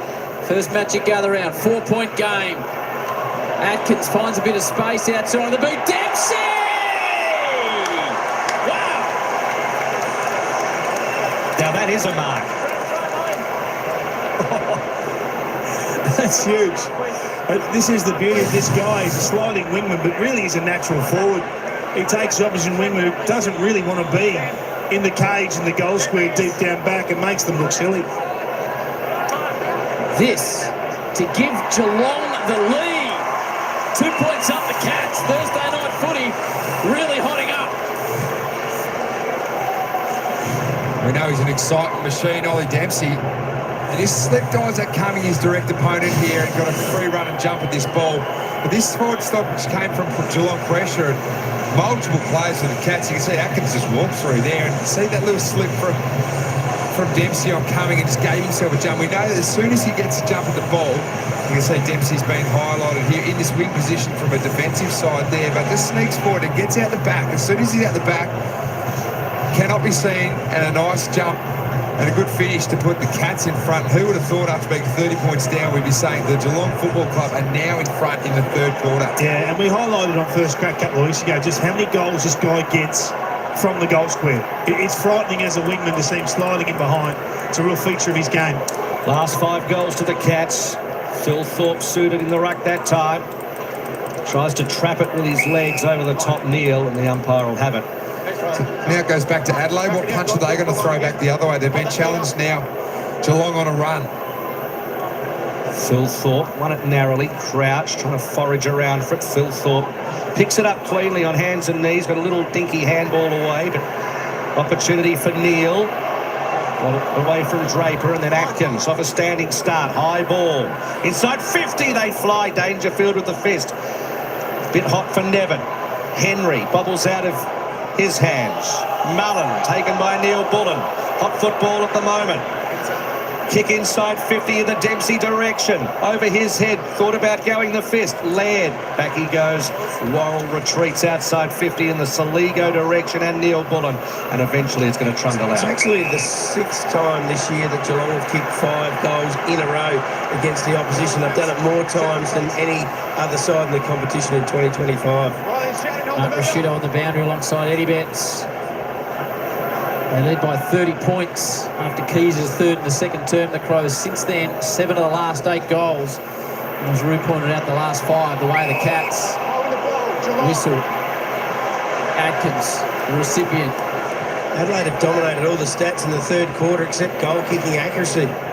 Spot on, Bailey Smith. Through the hands of Keane. This could come back to hurt him, although he butters up nicely.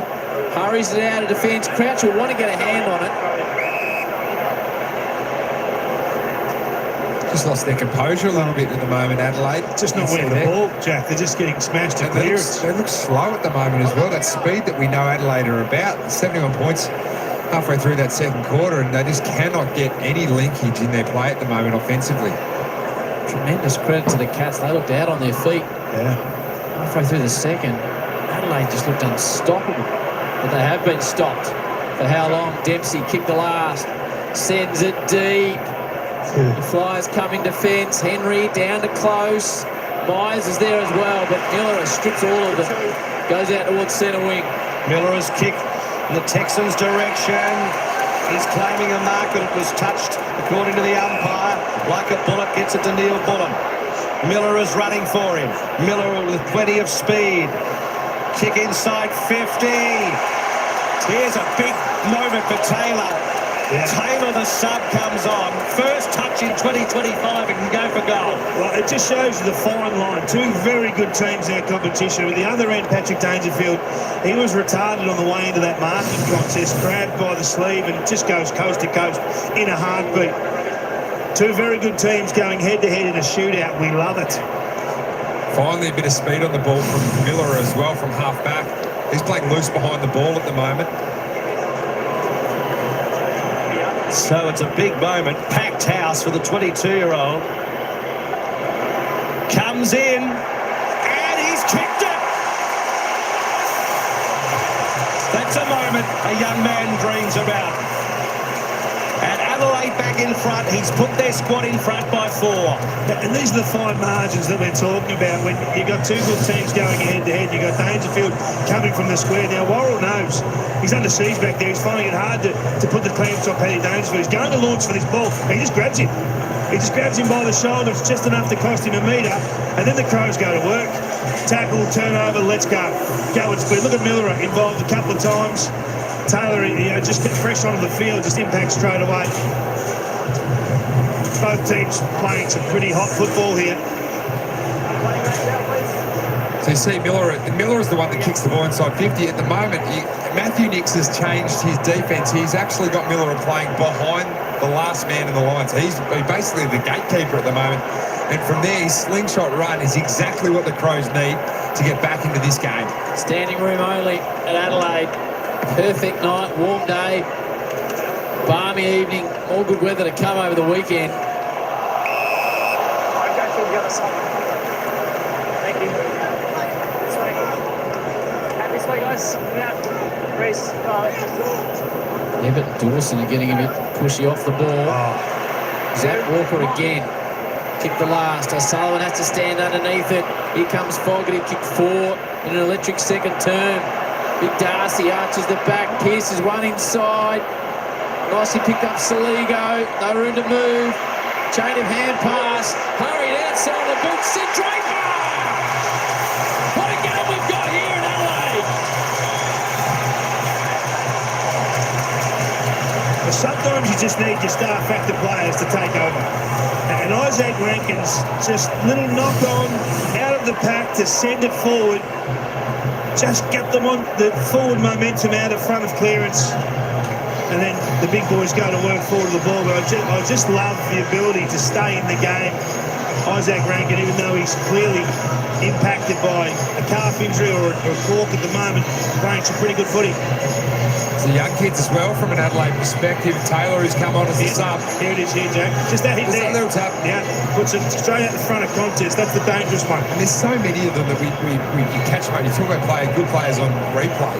Rankin does 5 or 6 things you don't catch in live play, and stuff like that just makes him really crafty. But Draper and Taylor, the last 2 goal kickers, the 2 youngest players for Adelaide, getting involved and getting their side back in front.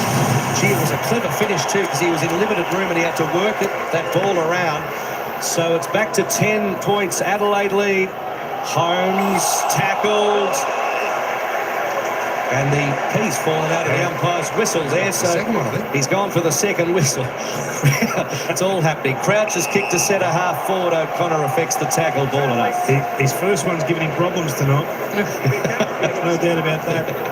Race. Watch out behind me, please. They nullify each other as the umpire elucidated there. Coming out to Neil Bullen. Short one. Walker's not going to be the required trip.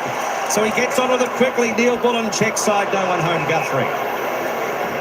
Immediately goes deep into the pocket. And Cats happy to run it out through Bowes. 10-point margin after the Cats hit the front. Zach Taylor and Japo responding. After the Cats kick 7 of 8. Crowd in full voice again. Worrell. It's got a little bit of zip back here to Crows. It's come from their young players. This is 15 metres to mine every day of the week. But they're hot on it at the moment. I think you've got to kick it at least 20 for them to pay at 15. Tex feel hard done by there. It's a bit sore. As Taylor Walker kicked the opening goal of the match, and it was a beauty running away from Blitzars. High. Atkins didn't hear it, so played on. Now he gets the opportunity to bring it back. Tex just trying to run it out. How's he looking down there, Rubik Tex? I think he's moving all right. I mean, he's a bit banged up there, but I think there's a few players like that at the moment. It's been a tough game. Atkins sends it all the way back in a defensive 50. O'Sullivan, and Nabos kicker. Sends it to the outer side. Well, Tex does well. Moves nicely in front of Humphries. He'll be happy to see the line. That's great work. I mean, just talking about him, his ability to shuffle across 50 to 60 metres just to cause a neutral ball for his team. They're the little things that swing momentum. He's definitely a bit gingy now that I have another look. Important 6:21 left on the clock. Stanley and O'Brien wrestle again. Atkins kept his feet, got it to Manor. Hurried kick in the Stengel direction. Has to wrestle it away from Nankervis, who threw his boot at it. This could go anywhere. Guthrie, Myers goes to ground. Held his ground. By hand they go. Holmes, Myers, Blitzarves. Blitzarves kick. Piercing ball inside 50's a beauty to Stengel. What a kick. So both sides are playing a spare again at the moment. I think Matthew Nix is trying to generate that from his wing, and it's been Mitch Hinge, but because of the work rate from Geelong from half-back, Hinge got drawn up. He was in that space then. Is where you can see Hinge coming up the ground to pick up Henry because he was a free, and it opened up this little patch for Tyson Stengel to come across and lead up into. Just really good ball movement, shifting it away from where it is, off the line, and opening up another side of the 50-metre arc. 2022 All-Australian, kicked 46 goals last year. A prolific season. Hasn't scored tonight. Important kick. Tyson Stengel. And he's missed it to the right. Lucky to get the trip in the end. I think we're underselling the left foot kick of Mark Blitzarves. 55 metres inside 50, nothing but net. Unbelievable. It's the kick of the night so far. Miller. Shoving as the ball came towards the pack. Myers cuts it off. O'Sullivan almost throws it forward. Holmes picks it up. Got some toe. Trying to do something a little bit special, but Keane has played a valuable role tonight. Nearly plays on. Some concerns about the short kick. Not the distance. Hinge is going to be under pressure. And he checks odds it through. Shades of Mount Michael there. Goals. So Hinge, his kick is smothered. So a little bit of work for the Crows to do here. Caps press, Henry, Cameron, Bailey Smith drills it home, and it's back to 2 points as we close on the third quarter. It's game on at Adelaide Oval. There's two shockers here, Mitch Hinge. Become a touch unhinged. Has Mitch? It has, and then had this opportunity to be clean at ground level, and unfortunately it was 3 errors there, just led to the Geelong turnover. And Bailey Smith, pride on the fact of having an opportunity to kick a goal. He's been a fantastic pickup here this year, Bailey Smith, leading all possession getters today with 23. Just gives them a different dynamic and brings it back to a 2-point margin again. So I think we're going for footy here. I'll tell you what, if this is what we're going to get in 2025, we're in for a special season. 13 goals apiece, deep into the third. What a spectacle. Crouch has had 18, Rankin 16. Bailey Smith, as Jack pointed out, a goal, 23, 3 inside 50s. Away we go again. Can't look away from this Dangerfield. Skims a handball forward. He's had a few issues. That's again Mitch Hinge, this time in for insufficient. Tough little patch.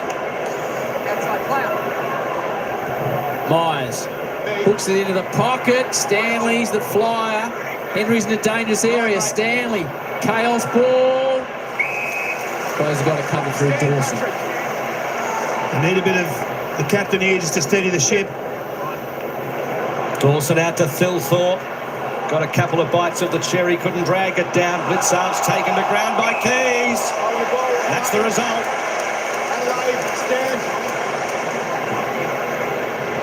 So Keys, who's kicked 3 tonight, has played a good game. To this stage, 15 disposals. Down the line he goes. Thilthorpe setting himself but filling the hole. Humphries. So a magnificent start to gather round. Packed house at Adelaide Oval. Of course, they're heading to the Barossa this weekend. Norwood as well for a couple of games. 5 matches here at Adelaide Oval. Just a magnificent celebration of our sport of AFL, and what a start. There's the unflappable O'Sullivan. Can't believe when you're watching that this is his 6th match. And he progresses to Humphreys and then Smith, who's wanting to run. Out wide to Muller. Massaging it around the wing, O'Connor. Cats building. O'Connor's kick to half-forward, Cameron. Hugs the boundary line. He's got Manor calling for it, but he wants to go long. So he pumps and goes to the Dangerfield direction. Couldn't quite take the mark. Off hands. Loose football. Neil Bullen goes in hard as he loves to do. Umpire says, I'll have it. You see Bailey Smith at the moment. His work rate around the ground. He's single-handedly trying to drag the Cats along. Sam DeConing on the bite. Contest, centre wing. Well done, Fogarty. Too much on it for Cumming.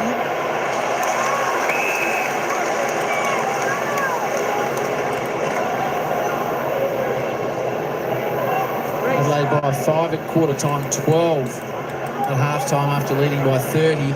Geelong hit the front, Adelaide answered. She's got a 2-point margin deep in the third. Sell-out crowd here. Atkins been busy and effective all night. Back in board, Manor ripped off it. Well done, Peatling. Still time, plenty of time. Peatling wasn't happy the way the ball was given back to him. Now Miller up. Switches out to Keane. Now Hinge. Aggressive ball to centre half forward. Perfect to Crouch. Dishes it off to Laird, to the square. Oh, full forward. Was always going to reel that in, Big Riley.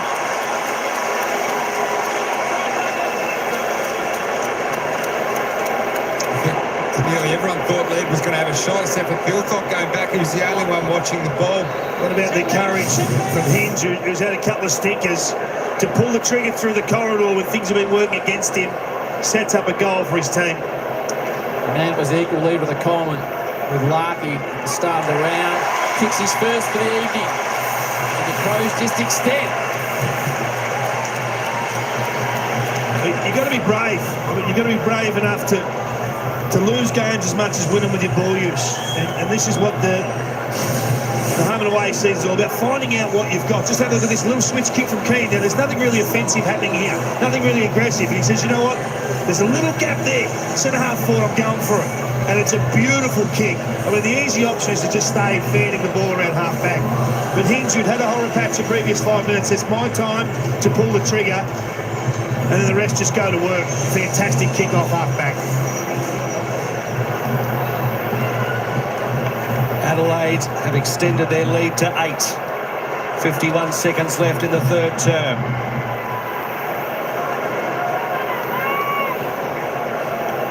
And I reckon Laird was having a shot. Definitely. Check really well, David King, special comments on a Thursday night on Fox. Free kick going to Geelong and Stanley. Just can't blast away here. Riley O'Brien's got deep. It's a long ball. It's forced to kick to the pack. Up they go. No Mark Cameron. Miller is at the back. Dumps it on the boot. Clearing 50. Bouncing ball. Fogarty, that was clever.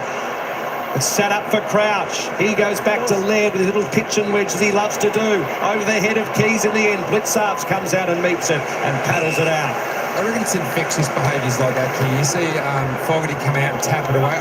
The fact they see Isaac Rankin do it, it allows other players to try it as well and actually get a part of not having to grab the ball to continually be a good side. It is infectious, those type of behaviours. 8-point lead to the Crows. Big finish coming. Geelong have been hanging in all night.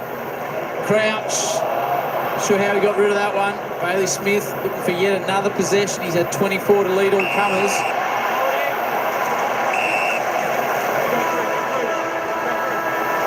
So that'll be it. Adelaide led by 12 at the halftime break.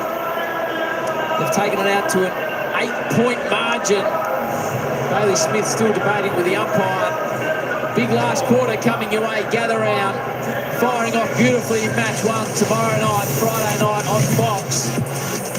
Anthony Hudson, Jared Waitley, Gary Lyon, Jason Dunstall, Collingwood versus Sydney. Must-watch TV tomorrow night on Fox as Gather Round continues to fire up here in Adelaide.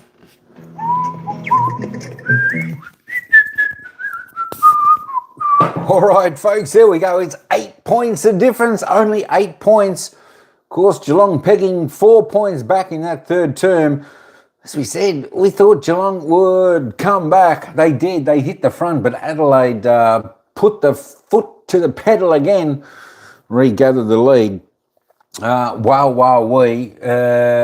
we go. We're 8 points in it. 1 goal to the difference, 14-10-94, 13-8-86. The Cats, both teams having their chances in front of goal. Oh, I tell you, if you're either supporter, you'd be pulling your hair out with the missing. But, you know, it's pretty level both sides. Missing their shots, missing their targets. Both teams. I can't pick this winner. I don't know which way this game's going to end up, folks. We'll certainly find out in the next 35 minutes. 4 minutes away to the final quarter. It's a crackerjack of a game. Whew, tell you what, you need to take a breath when you're watching. It's exciting. This is like finals action football, and it's only round 5. Can you believe it? What a way to start Gather Round here. Adelaide, Geelong, who's going to win? Maybe it'll end up in a draw. Well, I don't think we've had a draw so far this season, but I think we might find a winner. Tell you what, I think both teams will be looking for the win here. Definitely both teams looking for the win here. I think most of the night Adelaide's probably slightly on top, though. I think Adelaide's slightly on top in this game overall. That's not to say because they're 8 points up. I think they're just controlled. They've just had a little bit more of the game. And Geelong have had spurts as well, as they did in that third term. That was a great comeback. That is for sure. But of course, Adelaide were just too good. They came back, took the lead. Let's have a quick glance at, let's have another look at the goal scorers. We had a few. We had a lot of goal scorers in this game. Branko, how you going? Crows to wins. Big chance Adelaide to win. There's a good chance Geelong win. I tell you what, it's unpredictable, this game. The goal scorers, though, Darcy Fogarty still remains on 4 for Adelaide. Ben Keys with 3. Taylor Walker with 3. And, of course, Thilthorpe, Taylor, Ranke, Draper, Curtin, all singles for Adelaide. Of course, for Geelong, a few multiple goal scorers there. Oliver Dempsey, Paddy Dangerfield, Brad Close, all with 2. Bailey Smith coming up with a late one in that third term. Shannon Neal, Maxie Holmes, Oliver Henry, Zach Guthrie, Jeremy Cameron, Jack Bowles. I tell you what, great to see a lot of different goal scorers out on the park today. Of course, Bailey Smith continues to lead the way for possessions. The disposal count out on the ground this evening with 24, 15 kicks, 9 handballs, a mark, 5 clearances and 1 goal. Maxie Holmes, next best on 21. So there's no real player dominating this game. It's a shared load between all players out on the ground. Best for Adelaide, though, Matty Crouch on 21, 6 and 15 handballs, 3 marks, 2 tackles, 6 clearances. There we go. Isaac Ranke, how's he going? Well, he's up to 16. Tom Atkins for Geelong up to 17. Peatling on 17 also for the Crows. Oliver Dempsey, not a bad third quarter he's up to 15 with 2 goals from his 9 kicks, so he's doing rather well. And Taylor Tex Walker, we're looking for another ring-a-ding-ding final quarter from him. 2 goals, 2 he's kicked off his 12 possessions. There we go. Sam DeConing, as I said, he was quiet. He had a quiet third term there, still on 10 possessions. Riley Thilthorpe came up with a late goal there for the Crows, sparked them up, a fantastic passage of play. And they shot through the corridor, had an opening kick from just outside 50. They all thought he was having a ping for goal, but Riley Thilthorpe was the only one watching the ball. Took a mark in the square and put it through for the Crows. So the Crows, there we go. Just having a look at Mark Blixars there. What a quiet game. Just the 5 touches, 2 and 3, 2 kicks, 3 handballs. Need to lift. All right, folks, let's get back down to the ground, to the commentators, and they'll take us into the final quarter. This is a ring-a-ding-ding game. There's only 8 points in it. The Crows are leading. Don't forget, vote who you think's going to win this game I don't know. I just haven't got any clue who's going to win this. Maybe Adelaide. All right, let's take you back down to the ground. We're only moments away before the bounce of the ball for the final term in this fantastic game, Adelaide-Geelong, where it's Adelaide by 8 points. Test there, it's infectious. Just to bring that to ground, it created that goal. And just another one where he slid behind the pack, took that big mark and kicked that goal. He is dragged Geelong into that game. Yeah, he's dangerous and can do it in the air. We know that. He loves this sort of stuff. Right there, he's going to take mark of the year. That's the icing on the cake. Absolute ripper from him. It's going to be a great game, though. It comes down to this last quarter. I think it's about like the midfield, bro. Yeah, Bailey Smith's getting plenty of the ball for the Cats as well. What a ripper last quarter. Well, look at the Adelaide Crows and what's made of their poor run with the umpires late in game. 7 wins, 8 wins, 11 wins, 8.5 wins. At some stage, they've got to take the leap. As a group, as a collective, say, right, it's in our hands. We've got 30 minutes to separate this game. Don't make it a close one. Cats have won 7 of the last 8 encounters between these two sides, but tonight it was Adelaide by 5 at quarter time, Adelaide by 12 at half time, and now we stand at 8.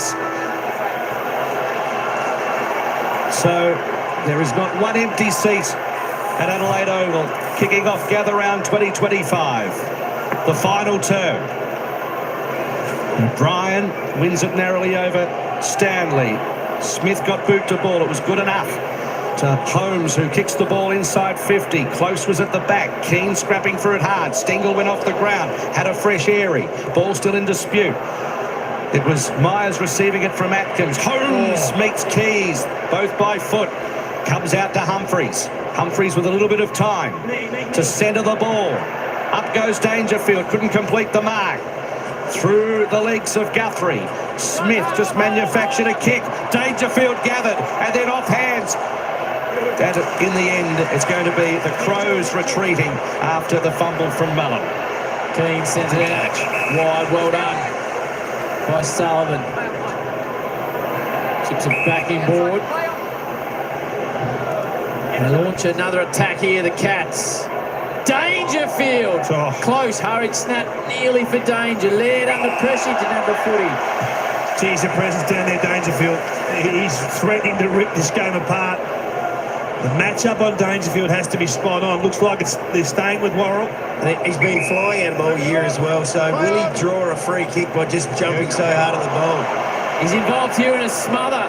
Bowes gets it across to Cameron. Problems here for the Crows. Jeremy Cameron on the back of Dangerfield. He's celebrating with his teammates. He's got 2. And Geelong come again. What a leader. What a player, Patrick Dangerfield. He just wills himself to every contest. He doesn't want to give an inch. That's outstanding. Heading the game stuff from Dangerfield. As boring as Smothers generally are, that's as good as it gets. He's the only one that looks likely in the air at the moment too, up in the Geelong forward line, unless Dempsey can slide forward. But you're right, it's a game of inches, and at the moment Patrick Dangerfield is not giving the Adelaide Crows an inch. A simple thing like standing on the mark like this turns into a really important goal for a man. Jeremy Cameron could rip this last quarter apart. You do not want to give him a sniff, and they've given him a sniff. 9th goal of the year. He's fired up, the heart's pounding. 2 points in it.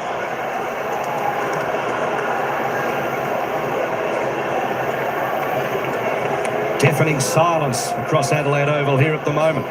O'Brien won it down. Smith tried to get boot to ball. Deflecting football. Ball to be won in the middle. Rankin goes in. Holmes goes in. Umpire wants it. Back this way. Stanley and O'Brien. O'Brien wins it. Manor. Holmes kicks smothered. Deflects to Stanley. Bowes overruns it. Laird met it. Got it to Hinge. He drops it. Under pressure. And it's a dangerous tackle, as you heard, against Atkins to Hinge. So after he made a few errors in that third term, Hinge gets the free kick. Now they could have raffled it here, the Crows, and they've coughed it up as a result. Dropped by Dawson. Close gives it to Smith. Piercing ball inside 50. Punched away from Dangerfield. Michael Annie goes out wide. Millerer still with some work to do. Kept it low. Good enough to Cumming, who's done some good things tonight. Kick along the wing. Fogarty met it too hard, dropped it. On a dime, swings around, back to Keys. Inboard Michaelani. Michaelani takes on his man, got rid of it. Laird had some close assistance, O'Sullivan, and now the Cats are able to regather at halfback as Guthrie pumps them forward. Great defensive pressure by the Cats. They'll come again here through Myers. Size it inside. Playing on chipping ball, centering is perfect, and Cameron's starting to look dangerous. It was Manor with a clever little ball inboard.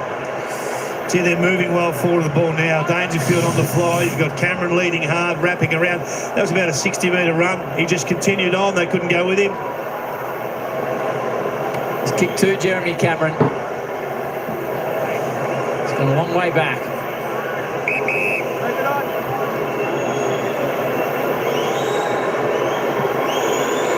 Crowd whistle and hoot. Does not worry Cameron. He's got free, and the Cats retake the lead.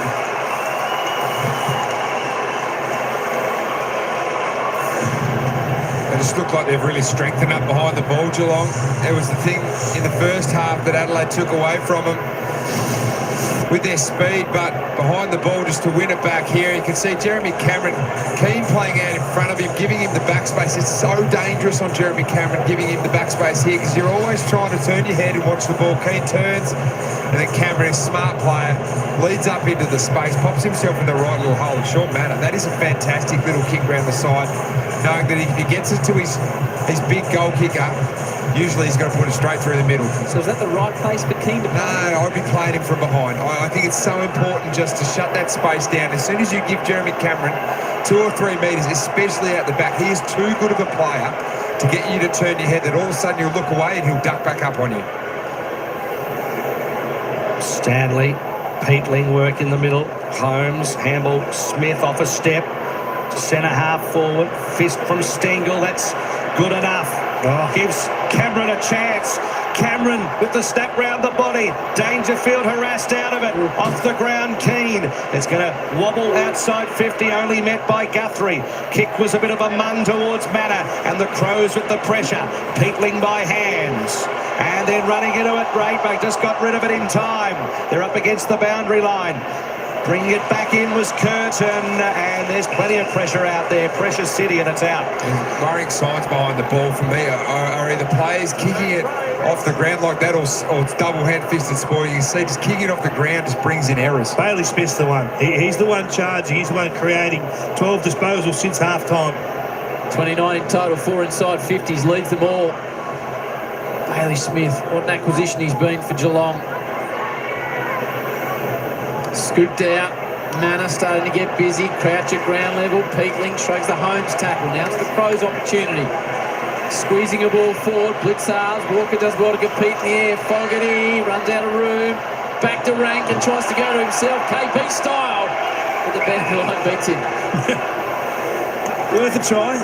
He had to because he had no one else to give it to. Reece, thank you.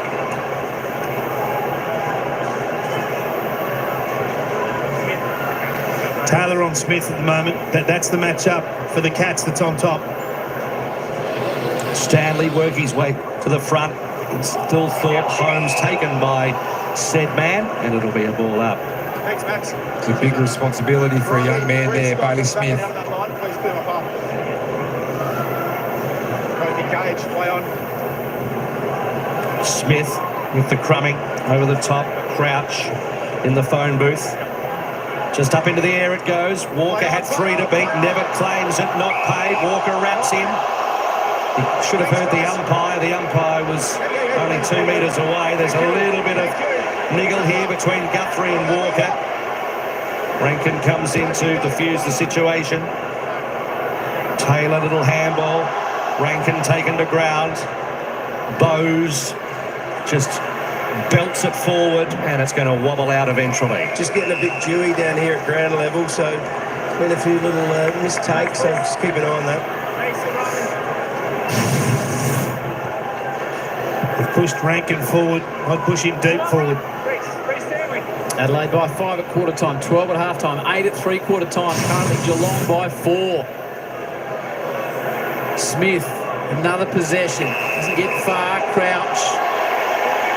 Just the required.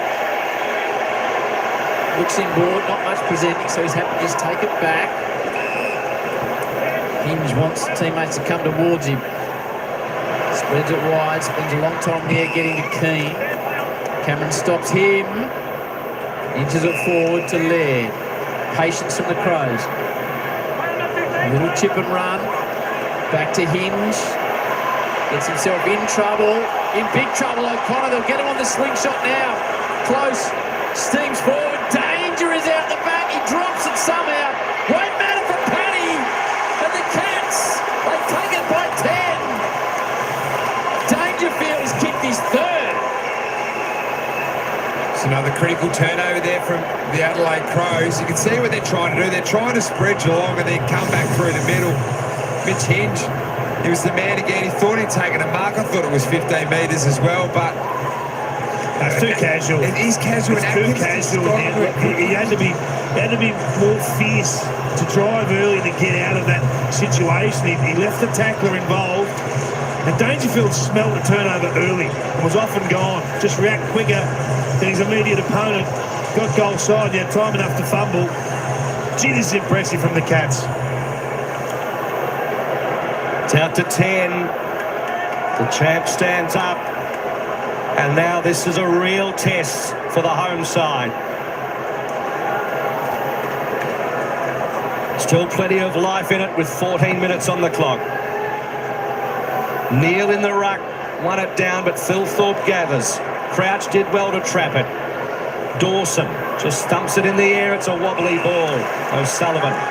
They're positioning behind the ball, Geelong, as well. You can see O'Sullivan there just owning the outside of his opponent so that he can force him into the mark, but actually then turn the ball over. Yeah, kick was off the side. Millerer by Handan Curtis. Phil Thorpe coming. Look at Dempsey working really hard. Coming. Held his ground. Long ball down the line. Walker trying to find a position. Fell to Guthrie by hand to Smith. He gets rid of it in time. Guthrie retreats back. O'Connor's kick had to be good looking for Nevitt. Ball still in dispute as Close whips the handball up. Nevitt going for a run along the wing. Geelong surging again. All of a sudden they have the numbers, although they raffled it there. Dangerfield goes wide. Myers. Little chip inboard looking for Cameron. Got a little bit of it. Dempsey got the crumbs and was taken immediately. Coming through was Keane and Peatling. And then Peatling dumps it on the boot. Trying to trap it, Phil Thorpe. Hot football to be won here. An important ball, Atkins. Phil Thorpe goes to ground. Taken by Close. Atkins by hand. O'Connor. Nevitt. Guthrie. Smith. Just barrels it towards the top of the square, towards Dangerfield and O'Sullivan. Dangerfield spells danger, kicks forward, and the champ's lifting. That is single-handedly lifting his side here. David King, you put it on the agenda, the chaos handball. It was the way to get back into the game for Geelong, and it was just getting through handball here. Another turnover from the Adelaide Football Club there. They thought that Riley Thilthorpe was trying to will this one through the contest here, picked it up. But just owning the outside here, it was Myers. Just sneaking around the back there, and then this handball game that gets forward, throw it up in the contest, and Dangerfield has been fantastic ahead of the ball, in the air and on the ground. Borderline untackleable Patrick Dangerfield, and making the most of his opportunities. Laird didn't want him, and he wanted the footy. Simple as that. He's just got one focus at the moment, Patrick Dangerfield, whether it's in the air or on the deck, whether he's on the mark. He just wants to be involved. He knows what's at stake here. This will be a huge win for the Cats on the road. Crows led by 30, halfway through the second term. Since then, 12 of the last 16 gone the way of the Cats. Fogarty was away, but it's a free kick to Humphries. Crowd really starting to turn. Looks like Mullen's been subbed out. Closely on for the Cats. Tomato shooter down there alongside Eddie Betts. Big moments here for the Crows. It'll be one of the great away wins for the Cats if they manage to hang on. Nevitt, Close. Wobbles it forward. Gets away from Millerer. Tracks back. Nankervis will be under pressure from Stengel. Does well, thinks his way through it. Millerer pulls the kick nicely. Neil Bullock, can he launch off half back? He's Got a man in Hinge, centre wing. Runners ahead of the footy at 3. It's a poor kick. Might work out though to Fogarty. Lux of Fortune inboard to Peatling. Peatling with a squaring ball is good. Durant thought they'd lost it on half forward. Mitch Hinge, he'll never use these boots again, I don't reckon. They're not working for him at the moment. They got away with one there. Darcy Fogarty, clever enough to just take his time. Stay composed. Big kick this. Need this, the Crows. Stengels just looks a little bit proppy coming off as well, just after they've made the sub. To bring Adelaide back within 10. The electric one, Rankin from directly in front. All sorts of controversy last week. Isaac delivers when required.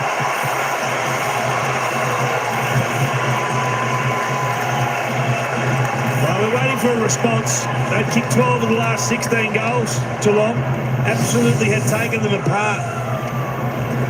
And it's going to take another 15 minutes from their leaders of just sheer brutality, particularly in the middle. It looks like they're getting overrun and clearance. They're getting to the outside too easy, the Cats, and getting the game played in their forward half. But that's great play from Peatling to find the open mark target or the unmarked target inside 50 and Rankin.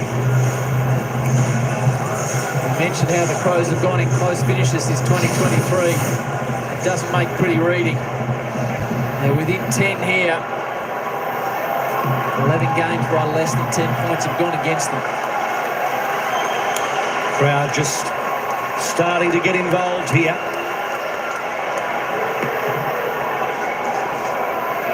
Neil wins it down narrowly. Dawson. Atkins finding some room to Nevitz. It's a wobbly one inside 50, met by Keane. Then promptly to Hinge. Diligent kick it was to Rankin. Put to play on, so it's a wobbly old one towards centre half forward, and Neil was able to control it with the right hand. Got the old-fashioned talk then. So Neil, darting ball, Hinge had a bit of it, dropped it, gathered by Rankin, and then he's coughed it up straight to Guthrie, and he just wobbles one back from where it came. Worrell's hands to Hinge. Hinge, shallow entry inside 50. Walker uses his body. Neil Bullens first to arrive. Just holds sway there. Curtin's kick. It's wobbly one, but it's going to have a leg break, is it? Walker back with the flight out. Tex Walker just snuck out the back there in his direct opponent. That ball looked like it was actually going to fall in his lap. Just kept going here. Stunning scenes in Adelaide. First match at Gather Round. Sydney and Collingwood will be here tomorrow night. Geelong looking for one of their great wins on the road. Lead it by 10 points. They trailed by 30. Packed house. Tex started the game with the opening goal. Takes on 2, 3, 4 tacklers. And he can't get his way through it. He's into Bailey Smith as well. I don't mind it. It's worth the risk. Okay, you give away a free kick, but if it works, you get a goal. Tracy there, first touch, subbed on. 7th game for Ted. Holmes' long ball. Dempsey works to the front, couldn't quite. At the back, Stanley was able to gather pretty cleanly for the big man. Along the boundary it goes. O'Connor taken in a high tackle. Plays on quickly. Myers looking to seize the initiative. It's in the Dempsey direction and the Cameron direction, up against the boundary. Dempsey held it in, gets it back to Henry, side of the boot. It's not bad, but it's going to bounce through for no. In fact, it's going to hit the behind post and be thrown in. Not the right option there from Henry. He needed to square that up. He had 2 players free, and I feel like he was having a shot on goal. It's not the right option.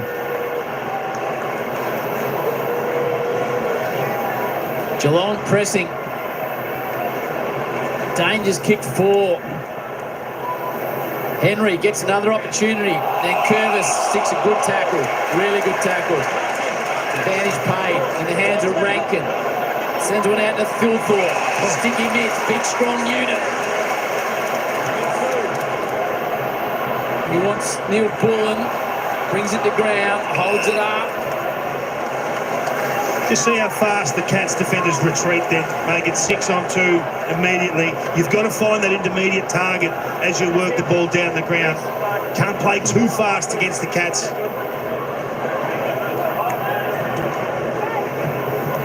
Nevitz.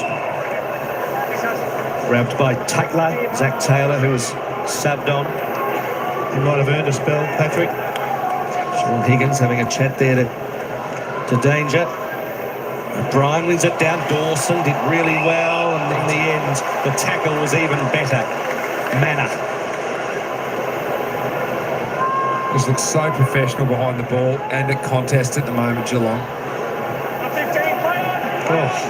That was to Guthrie, who off a step just had to sky one.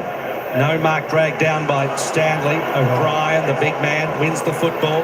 Taylor, Neil Bullen, tackle 360. Umpire puts the whistle in the mouth and says you're holding it. Guthrie, recipient, good tackle. Happy to take his time. Bailey Smith, yet another possession. Drives it inside 50. Falls to a dangerous spot. Henry over to Closey, who just came on the ground. Sends one forward wide. I'm just worried that we may have taken this not 15 too far. There's kicks there that are going 20 metres and we're calling players play on. Miller and Keane in concert together. Long ball, Keys at the back. They wrestle each other out of it. Dempsey back to Holmes. O'Connor, little chip. That's not 15 either. Myers on a dime. Kicks in the Neil direction. Worrell at the front, couldn't quite drag it in, but Crows have the numbers behind the football. Kick up towards the Draper direction. O'Connor trips over him. Myers picks up the football. Dempsey off a standing start. Round the corner towards Close. Good strong mark. So who's leading here? Cameron calls for us. And Close responds and doesn't quite get to him and out. But again, they take it in wide, make it difficult for the Crows to counter punch. Almost defending with the ball there. 50,073 here at Adelaide. Kicking off the fine festival. Atkins finds space, weaves it towards goal. Can't convert. Zach Guthrie's the one that's come in and filled that void from Tom Stewart as well. Setting himself up nicely, free behind the ball. Worrell's kick's dangerous. There's 3 Cats that are just sitting there purring.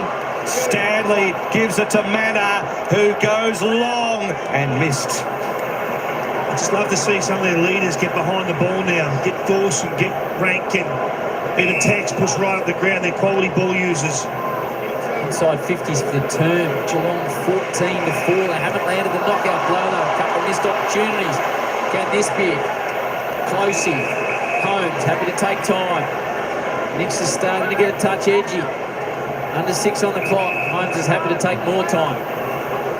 Max.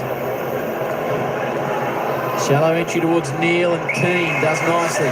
Just be patient. They're just playing too fast. Unpaid just. Adelaide through Rankin. He wants the aggressive kick, nothing presents. So hooks it nicely towards the wing. Fogarty needs to stand up. Gets a free kick. Crows jumpers stream forward. Kick 4 alone in the second turn, Fogarty. Belts it deep forward. Phil Thorpe's the presence. Gets to the back. Geelong have got all the runners. Guthrie will be under pressure. By hand to Holmes. Holmes leaves D50 with urgency. Fogarty with the big fist. Back inside 50 it goes. Ball still to be won. Close, he runs into Rankin, and then Rankin snaffled the ball away. Kick inside 50. Off hands and diffused. Well, Dempsey, we know he can get forward and kick goals. He was there as the winger. The exact right spot to save a goal then as well. Bailey Smith versus Rankin here. That's the matchup I'm watching. Must get the job done defensively here, Smith. He's the magic maker. Not a lot of time spent inside 50 for the Crows this quarter, and it's getting urgent with 4:42 left. Closey was dumped. Rankin went without it. And then the kick off the ground, good enough for the Cats, although they spoil each other there. Worrell's kick was smothered. Cameron goes running after it, taken to ground by Nan Curvis. Ball just bobbles about and it's trapped. Pushing numbers up the field now, surrounding the stoppage here, the Cats. Smart play, just give them two enemies, the scoreboard and the clock. Tough in the clinches, O'Brien tries to clear the area. Rankin steams through. Geelong jumpers everywhere, slipping at an inopportune time. Taylor, Dawson, somehow gets it inside 50. Phil Thorpe, bouncing ball. Works out okay for the Crows.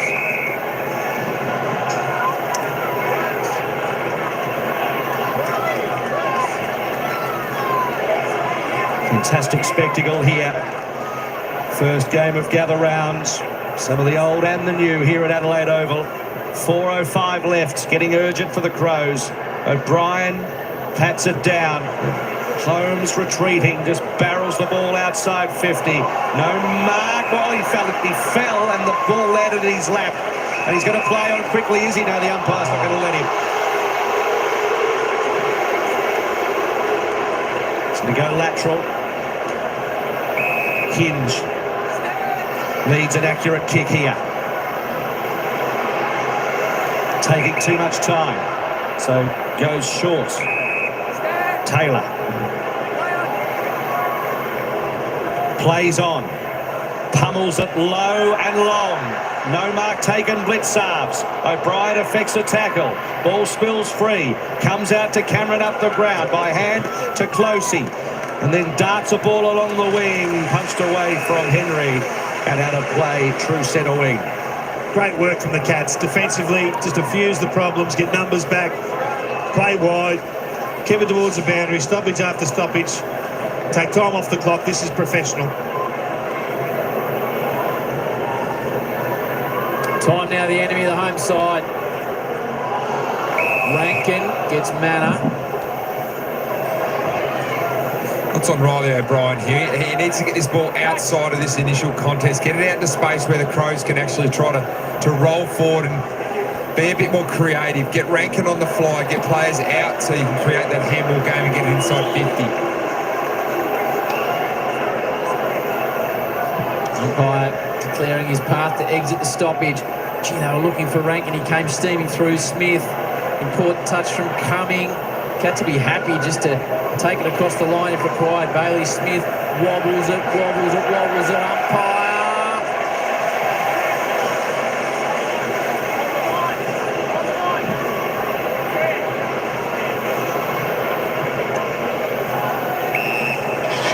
Kicking board, led to the logo. Taylor, long ball, absolutely.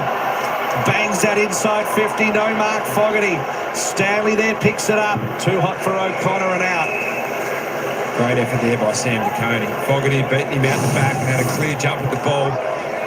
Just to come from the front, put that contest in.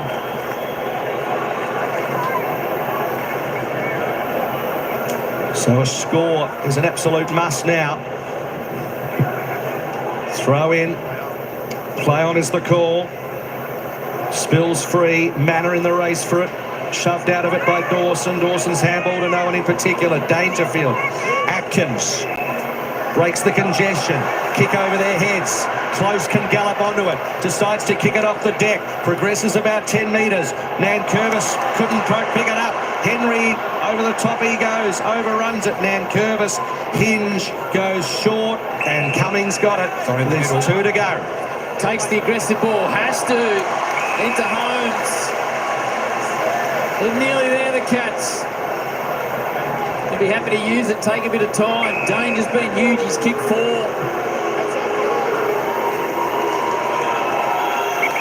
Boost cover Paddy. They're not too concerned about it.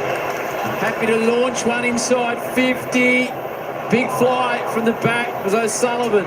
Hinge, under pressure. Little reaching ball forward, close. Cameron takes the mark and should ice the game. What a kick from close. Quick look up, he saw Cameron had a metre or two in behind. Look at it, just the vision there.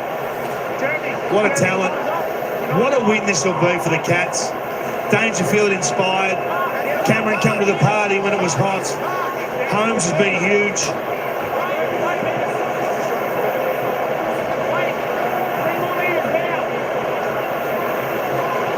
Umpire directing the troops on the mark. Cameron plays on, nails his ball, turns to the crowd. The Cats are home. What a win this is going to be. Unbelievable from the big key forward from Geelong. It took him all night to get going. It's in this last quarter. Dangerfield and Cameron with 5 goals between them. The stars for the Cats. Bailey Smith, 11 disposals. Max Holmes, 11 disposals. The craftiness of this half-forward line. The trust just to kick that there, but also know that you can run back with the flight and take the mark from Jeremy Cameron. They have been fantastic in this last quarter. At a time where we asked the Adelaide leaders to stand up, and Matthew Nicks would have been asking his leaders to stand up at three-quarter time, it's been Geelong's best players that have stood up in this last quarter and won the game of football for them. 4 for Jeremy Cameron, 4 for Patrick Dangerfield. A 19-point ball game. So O'Brien looking for Crouch, and Crouch gets the free kick. So plays on. Ball inside offensive 50. Phil Thorpe has given away a free kick. Humphries is going to get it. So the Cats are going to win 8 of the last 9 against the Adelaide Crows, proving to be a bogey team on the South Australian side. Mr. Koning has the football with 45 seconds to go. Along the line, Nevitt. But it felt like it was going to be the Crows by how far? Halfway through this game. And they had them on the rack and they just refused to wilt. I just don't know how Patrick Dangerfield keeps doing what he does. Long ball towards Stanley through his fingertips, and Dawson has the ball at half-back. Kick 13 of the last 18 of the Cats. This will be a famous, famous win.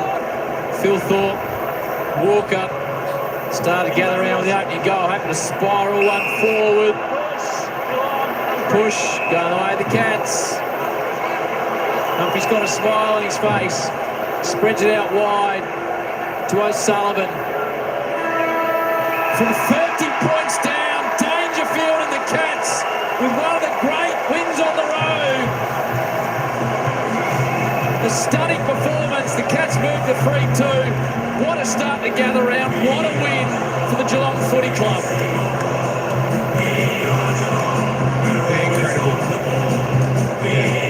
Incredible from the Cats. They were down and out halfway through that second quarter. 30 points the margin for Adelaide, and we were thinking 30 points might have been light for what it was at that point in the game, the way that Adelaide were dominating with their speed. Maybe coming off a 5-day break, you can give Adelaide a bit of excuse from a travel from the Gold Coast as well, but they just played fantastic Geelong-style football led by Patrick Dangerfield, who just continues to deliver. You're quite right, Jake, because the words of David King was it's 30 points, but it could be 10 goals very shortly. They were being dominated. Let's head down to Mark Rasciuto. Hey, what a comeback. He looked on the ropes in the second quarter. Yeah, no, we did. I think Crows obviously a great side. They can use the ball so well. Lots of damaging players, so we just sort of had to just keep at it. Knew the game would turn. Obviously helps out a 5-day break, so lucky in that regard. We probably don't want to let them dominate so much in the first half, but just glad to get over the top here. It's always hard coming to Adelaide Oval, especially gather around. It's very loud, so enjoyed every bit of it though. You got the 3 goals late in that second quarter. What did Scotty say at half-time? Nothing, honestly. We just kept doing what we did, but it was more just pressing them, getting our formation shorter. So once the ball cleared our area, getting up, because the likes of Dawson and stuff, they get into the D50, they get those uncontested marks, good ball users. So just the energy away from the contest, first 5 metres, put the head down, and yeah, we're able to keep the ball in our forward half a bit more. 35 touches and a goal. You look like you're moving pretty well. Yeah, mate, trying to. It's only the beginning though, so on to the next one. I don't know who we got next, but bloody keen for it, mate. We've got the Hawks, I think, so that'll be good. Enjoy the rest of gather round. Thanks, mate. Appreciate it. They've won so many games of football in the last 20 years. I'll be fascinated to know what the coach says afterwards, Jack, because Keys kicks his third. They're 30 points down, and Adelaide was absolutely unstoppable at that point in time. I reckon he would be talking about that 5-minute period before half-time where they just hang tough. And they were able to scrape, I think it was 3 goals just before half-time, and then they kicked the first one 17 seconds into the second half. The comment there by Bailey Smith, just wanted to make their formation shorter. He's talking about their defensive structure, and they were peeled apart in the first half defensively by Adelaide's speed, and it gave them great length. So they're actually opening up the Crows and making it a really long and big game, and then they were able to carve their way through the Adelaide Crows. So formation shorter is coming closer at the ball, making it a forward half game for Geelong, which they clearly did in that second half. They looked so much better. We were worried that there was no Tom Stewart out there, and that maybe affects the way the Geelong Football Club defend. But I thought Zach Guthrie stood up tonight, and he did it last week as well, and played that role to an absolute T. It took them a while to get their structure right with Blitzarves and Guthrie, but they got it right, and when they did, they dominated the Adelaide Crows. Adelaide take on the Giants next week at home, and Geelong take on Hawthorn on Easter Monday. Eddie Betts is on the ground. Eddie! Down here with Jeremy Cameron, mate. How special is it with 30 points down to come back and fight like that? It's pretty special. Yeah, it is. You know, we always feel like as a team we're never out of it, even when we are down. We keep finding a way to fight back. So I think that's really important. Even if you don't get over the line, it's good to show that fight. So great to end up with the result over here today, and what's a fantastic weekend. And one of the oldest on your side, well, the oldest, and Patrick Dangerfield, he just threw himself out everything today. He spent a lot of time forward. Is that something going forward, the Jez and Paddy show? Well, there's a few other boys that can do a bit down there too. Your man Tyson's pretty dangerous. Ollie Henry, Closey. There's a really good mix. Scratcher Neal can pluck it as well. But Paddy, he looks like he's out of the contest and finds a way to get there and bring the ball to ground, and that just sparks us as a team, and it lifts all the guys that are younger than him, which is the whole team. Did you have to change anything around knowing that Tommy Stewart went out with gastro before the game? Not really, not to my knowledge. Him being in the back line, I don't really worry about that too much. So, you know, Teddy come in and played a really strong role for us when he come on the ground, and you know, it's next man sort of mentality. We always step up when we have to. And Ollie Dempsey's pretty special, mate. The way that he runs and lifts out the boys. He's going to take Mark of the Year one day. He is. He drops a lot. He gets up on the shoulders and drops a lot, but he took a beauty in the goal square today. And you know, we want him to just do what he does, and that's enjoy football and fly at it when he can. And lastly, you're in the city of churches in South Australia. I know you're a big fisherman. Are you going home, or are you going to stay around and do some fishing? Mate, I'm not going fishing. I wish I was, but I'm going to hang around, mate. I'm going to hang around. It's too good to go straight home. Well done, mate. Congratulations on the awesome ring. Thanks. Well done to Eddie and Jeremy Cameron, who kicked 4, as did Patrick Dangerfield in front of 50,073. The Cats by 19 points. What a way to start gather round, Sarah Jones. Certainly a brilliant performance by the Cats on the road. A come-from-behind win, and without one of their best players in Tom Stewart. Adelaide Oval's quite wild at the moment. This is Thursday Night Footy on Fox, brought to you by the new Ranger plug-in hybrid. That was a very special performance by the Cats, led by some of their most experienced stars. It was, and we've got some Cats fans going off as they go past us, telling us all about it. This was a supreme readjustment from the Cats in the second half. Adelaide had things on their terms, and they narrowed that margin. We spoke about their late fight back in the second term that just narrowed the margin at halftime. But after halftime, their ability to close down what Adelaide were doing was spectacular. The pressure, the tackling, everything that they did just completely flipped the game on its head. And the way that, I mean, look at those numbers just to start with. And the average is around 175. So they were below average, competition average in the first half. And then they upped the ante. And the Crows weren't able to handle it, Joe. They couldn't transition in the second half. Well, as we said, it was a low-pressure game at half-time, and then Chris Scott made some adjustments, and you've just touched on them, and we'll look at the numbers. But they got to work on their team defence, and they compressed the field. Their tackles started sticking. They turned the ball over through the middle of the ground, and then that's how the forwards were able to cash in off the back of it. But it was the work through the middle of the ground without the footy that was the most significant. And I thought their midfield was brilliant, and I thought Holmes and Bailey Smith was sensational. They kept them in it really at half-time.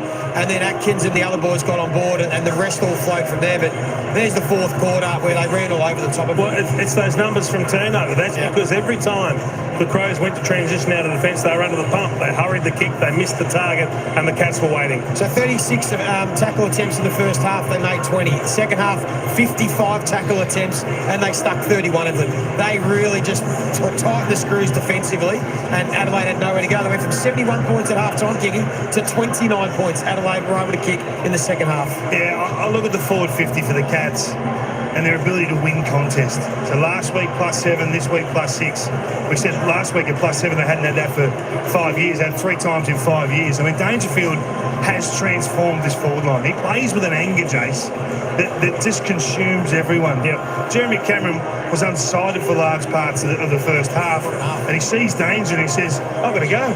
I've got to get involved. And then Henry lifts, and then Atkins lifts, and they laid some big tackles, but gee whiz, I thought their forward 50 was exceptional in that second half. Well, they also had 5 tackles to zip inside their attacking 50, so the pressure began right where they wanted it to. But the way they adjusted behind the ball, Kingy, I found it spectacular. Look, Taylor Walker looked dangerous early when Fogarty burst into it in the second term of his 4 goals.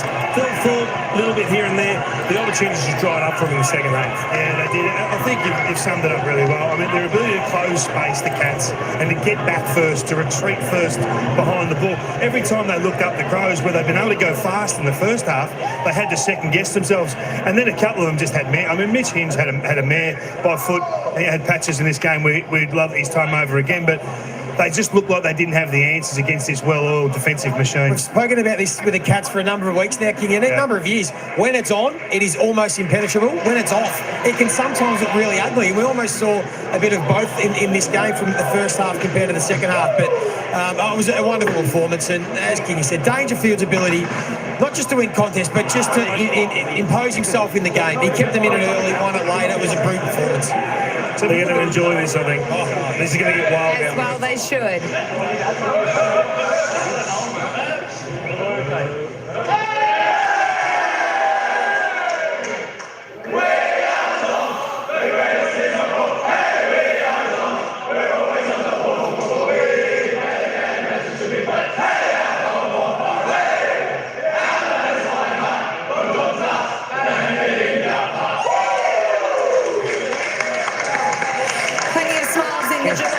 Jason, I'm not entirely sure Bailey Smith knows all the words to that song yet. We looked at each other at the same time and went, Bailey Smith doesn't know the words. Hilarious. But you know what? He was a massive part. He was, because they're going to sing it often. He was a massive part of what they did, but this was just super impressive. They are a hell of a football club. Joey, their ability to hang in there when they weren't playing super well. So in the first half, we've spoken about Adelaide's onslaught, their offensive juggernaut, but just those red time goals, if you opportunistic, I think was the word you used, Kingy, in the call. They just were within striking distance so that when they got their game working, then they could put the foot down. That's why they're such a good club. And really, a lot of it was centre bounce goals. We accommodated 4 centre bounce goals that really gave them a bit of that opportunity because, as we said, Adelaide were dominating sort of anything outside of the clearance and contest game in that first half, but they just did enough to give themselves some momentum. The best coach in the league went to work at half-time, made some adjustments. His players followed through, and they get a much-deserved win. We don't want to look too far ahead, but we will for a minute. Easter Monday, Hawthorn and Geelong. Jason, get excited. A lot to happen before we get to there, Sarah. For the Cats, they can look forward instantly. We're going to head now to Max Holmes, who is down in the rooms right now, joining us on Fox Footy. Max, congratulations. Talk to us about that second half turnaround and how you guys were able to generate such a big momentum shift. I don't know. We've got a lot of belief in this club, and you know, we know that Adelaide are a fantastic team on offense. They've shown that first 4 rounds of the year. We just knew that if we just stem that flow, we've got the ability to do the exact same thing to them. So we nailed down on that and really try to work on the defensive side of things. So it was really just defense into attack. It was an incredible performance, Max. Personally, congratulations to you. You played a great game. But we sat here and just admired what unfolded in the second half. The lifting pressure, the quality of the tackling. But it just looked like the work rate to get numbers behind the ball, to press up and just give the Crows no outlet from their defensive 50, which they found pretty easily in the first half. Yeah, absolutely. I think if you look to our round 1 game, we did that pretty unbelievably, the pressure and the squeeze and all of that. So if you look to our 2 losses as well, we probably didn't do that as well as we could have. So I think it's pretty easy for us looking at it like that. And when we didn't do it well, we didn't win. So do it well, and we really can turn around results. Well played, Max. Brilliant performance, mate. Nice when you don't get tagged and you can run around and dominate. Just talk us through your role tonight, because you started at half-back. Was it the plan to stay there? Were you always going to go through the midfield? Just talk us about the conversations you had leading up into this game personally. Honestly, I get told nothing going into games. I was... You look at the whiteboard. Yeah, no, seriously. James Kelly comes up to me with 45 minutes before the game and goes, "Max, you're starting on the half-back." I'm like, "Oh, okay." Yeah. And then we decided to scrap that for some reason. So, yeah, honestly, couldn't tell you, but I'm just happy to play wherever. I think they know that, so they don't mind going in a late one. It might have been because of Stewie and who else missed? Jack. So I'm not sure. So regardless of what position you play, Max, you're covering an enormous amount of ground. Who has the bigger GPS numbers between yourself and the new recruit Bailey Smith? Because you both were running everywhere tonight. Absolutely, Baz. When he first got to Geelong, we did a few off-season sessions, and he was telling me like, "Oh, I'm coming off my knee. I'm not that fit." We did a couple of fight legs together, and we'd go together for 95% of it, and the last 5% he'd go, "Stuff you, Max," and take off. So he's got me well and truly covered in that demand, but I've probably got the speed on him. Well, definitely got the speed on him, so I'll take that. What's it like playing with Patrick Dangerfield? I mean, we've seen what he's done for years in the midfield and breaking from clearance and the powerful athlete that he is. Now he's gone forward, and tonight he was just unbelievable. Yeah, I absolutely love playing with him. He's a superstar of the game, and honestly, I don't know about you guys, but I wouldn't want to be playing on him in the back line, because like if you got Jezza down there, you got Scratch down there, you got Tyson down there. They're taking three prominent defenders, and then you got to deal with danger. So, God, he's a hard man to take on 1v1. So yeah, it was unbelievable tonight. He's been unbelievable all year. He's been really carrying us a bit. Part of the reason Chris Scott's allowed to deploy Danger in the forward line is the success of you and also the addition of Bailey Smith in the midfield. Do you feel like it's your midfield now to really take leadership, and do you feel that leadership? We're not entirely sure Bailey Smith knows the words to the club song too, so you might need to check in on that one with him. It's a pretty basic song. I don't know how you couldn't know that. But yeah, it is a little bit, I guess, not my midfield, but a big bunch of us, and you know, it's changed a little bit from even 2 years ago. It's a much different group, and I think we looked at the edits of last year's game against Adelaide, and it was completely different centre bounce. First centre bounce of the game was completely different to this year. So we got young guys going through there. I've been loving seeing Nev get in there, and Jai Clark as well. Even I think maybe Ted went in there at the end. So yeah, in a sense, it's passed the mantle a little bit, but we still really love having Danger in those centre bounces. So what about the rest of Gather Round? How does it look for you, Max? We just heard Jeremy Cameron say he's going to stick around a bit. You guys will obviously do your recovery, but it's a good 10 days before the next game. Do you get a bit of time to unwind? Yeah, we do. I'm out of here, though. I'm out of here tomorrow as soon as possible. I'm not going to Jack Higgins it, but it's a nice city, but I like home more. Fair enough. You've done brilliantly tonight, Max. Congratulations on the win. Enjoy it and safe travels home. Thanks, guys. Such an important and crucial player for Geelong. Can't get out quick enough, Sarah. He's a good chat, isn't he? He's a great chat. He is indeed. And so important to the future and the chances of this team going very deep in September. It is. And what about the Rabbigate Bailey Smith in terms of his running ability? Because I thought he was one of the best runners in the competition. He said, Bailey's got me. He said, got me. He blew a couple up tonight. Yeah. I mean, they had to put, in the end, had to go with both the kids on him. That stands out. Yeah, they put the sub had to go and play on Bailey Smith. You know, he had the fresh legs. You know, you've got a couple of wickets when that's the case. But there's a stat about Max Holmes and the impact he has when he's a top 5 rated player on the ground. Cats win 2 out of 3 games. When he's not, they win 40%. And again, we saw him lead from the front. He was brilliant along with Bailey Smith. So it's two-sided, isn't it, really? If Holmes plays like that, you can leave Dangerfield forward. If he doesn't play like that, then you're tempted to throw him back in the midfield again. Yeah, that's right. You need to pull ripcord and put Danger back in the midfield to stem the tide, which we've seen already a couple of times this season. But if the midfield can hold their own, then you've got the luxury of just keeping the superstar forward. And we discussed before the game how good Danger was last week, spending 71% of his time against the Demons up forward. And then again today, the fact that in a one-on-one contest, he's going to win more than he loses, Joey. Well, he's probably the greatest contest player that we've almost ever seen. This certainly in the modern era. And he was a guy that would always win 20-plus contests a week. Now he only needs to win 10 if they're all inside the forward half of the ground, and it score more damage and it helps the team. So, I mean, this is going to be his role. Like, we've seen it now. As we said, he can always go in a centre bounce and go in the midfield if they need him, but ideally he just does this. And it doesn't matter if he's not taking marks, because as far as most of the gun forwards around the competition go, they're probably better in the air than they are on the ground. But this bloke is a jet, regardless of what state or condition the ball comes down in. He just imposes himself on the contest. Dropped that one deliberately so he didn't have to handle over the top of Jeremy Cameron. He's so powerful. It's just the way he competes, and he holds his feet. It's not even about the numbers, is it, Joe? I mean, it's just the authority in which he attacks the game and attacks the ball. In the end, they just didn't have a matchup for him. I mean, he's such a difficult opponent, isn't he? I don't know whether you take him on in the air or... Would have a matchup for danger. As he can mark it overhead, he's so strong. It'd be a hard matchup for a lot of teams. Is it like the old days when Lee Matthews went forward or not? With different types of players? Yeah, slightly different. He's bigger. He's more... He can play key position size, where Lee just basically destroyed packs, and even though he wasn't a big key position type. But it's really interesting, because now you're sort of sitting there saying, as a defence, do we want to put our best defender on Jeremy Cameron, or now we're going to move him over to Paddy Dangerfield? Yeah. And that might free up Jeremy Cameron.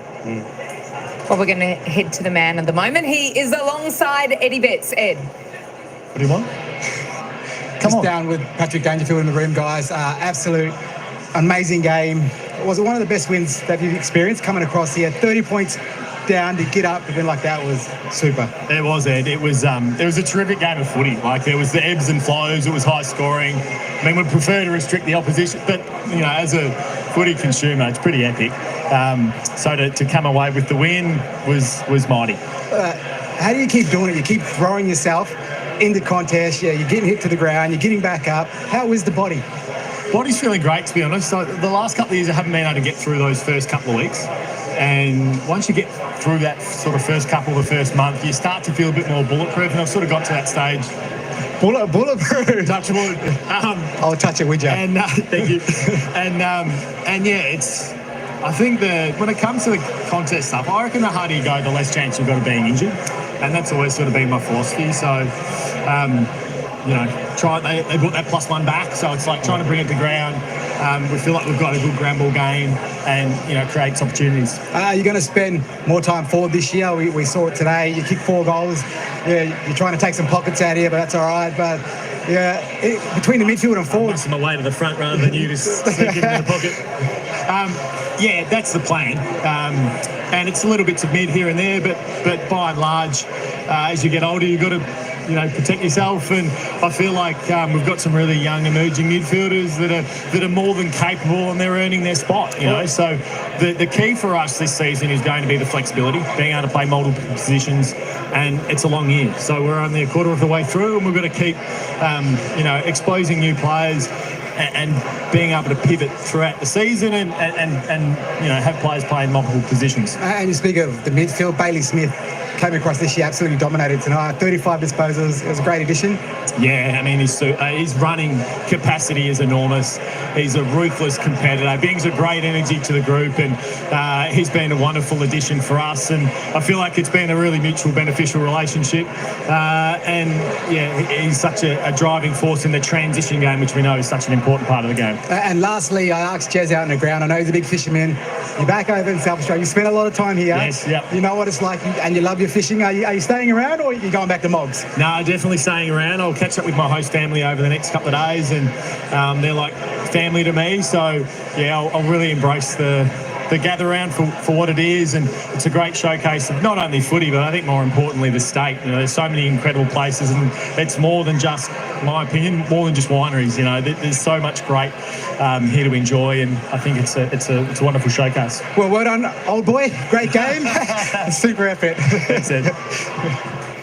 A lot of love there for Patrick Dangerfield for Adelaide, a place he once called home. There wasn't a great deal of love from the local crowd towards Danger during the game, but Traitor was one of the words being yelled out. he was spectacular. All right, what about the Adelaide Crows and where they sit? They've really impressed us to begin the season, but if you have a look at the next couple of weeks, they've got the Giants and then Fremantle in Perth. Joey, things kind of might level out.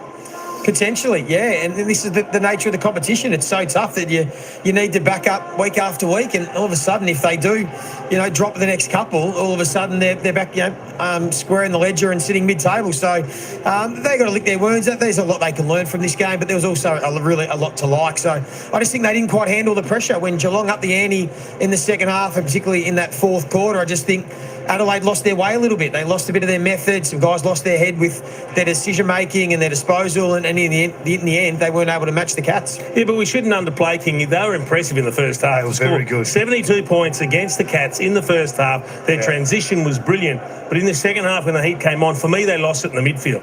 Dawson, Saligo, very quiet.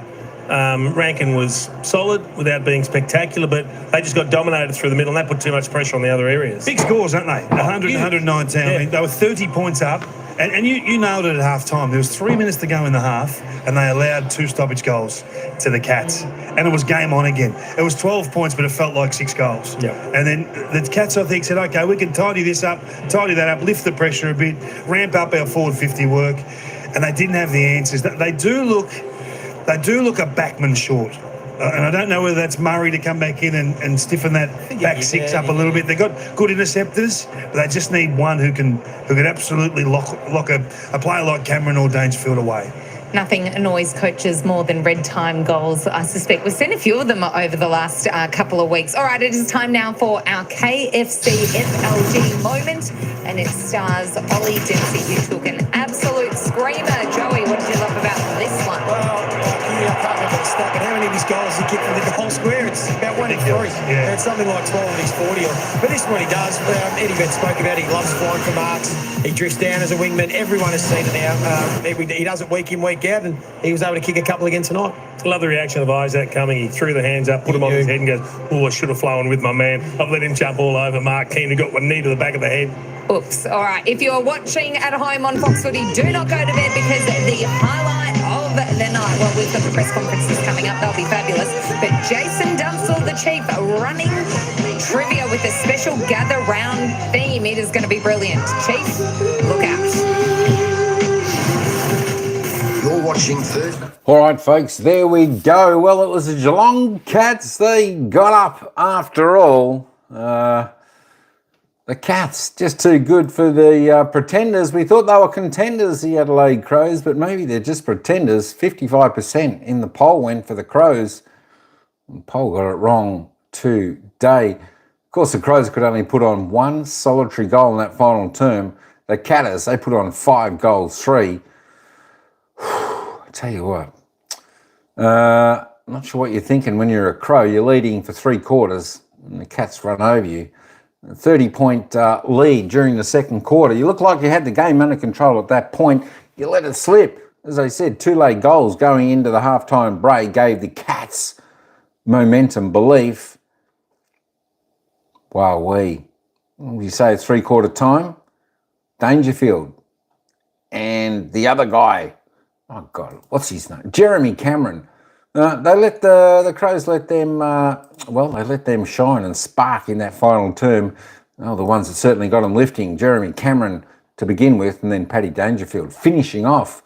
Let's have a look at the goal scorers for the game. Darcy Fogarty. For the Crows, Darcy Fogarty with 4, Ben Keys with 3, Taylor Walker with 2, quite after quarter time, Isaac Ranke with 2, Thilthorpe, Taylor, Draper, Curtinall, Singles, and for Geelong. Have a look at the 2 old boys there, Paddy Dangerfield, Jeremy Cameron. They were the fire in Geelong's side in that final quarter. 4 goals apiece for the 2 boys. Dempsey close 2 apiece. And of course, Bailey Smith, Neil, Holmes, Henry, Guthrie, Bowles, all with 1. The leading disposal getter on the ground. Of course, as he did all night, Bailey Smith, 35 disposals, 24 kicks, 11 handballs, a mark, a tackle, 6 clearances and a goal. Fantastic game from Bailey Smith. Maxie Holmes, next best, 32 for the Catters.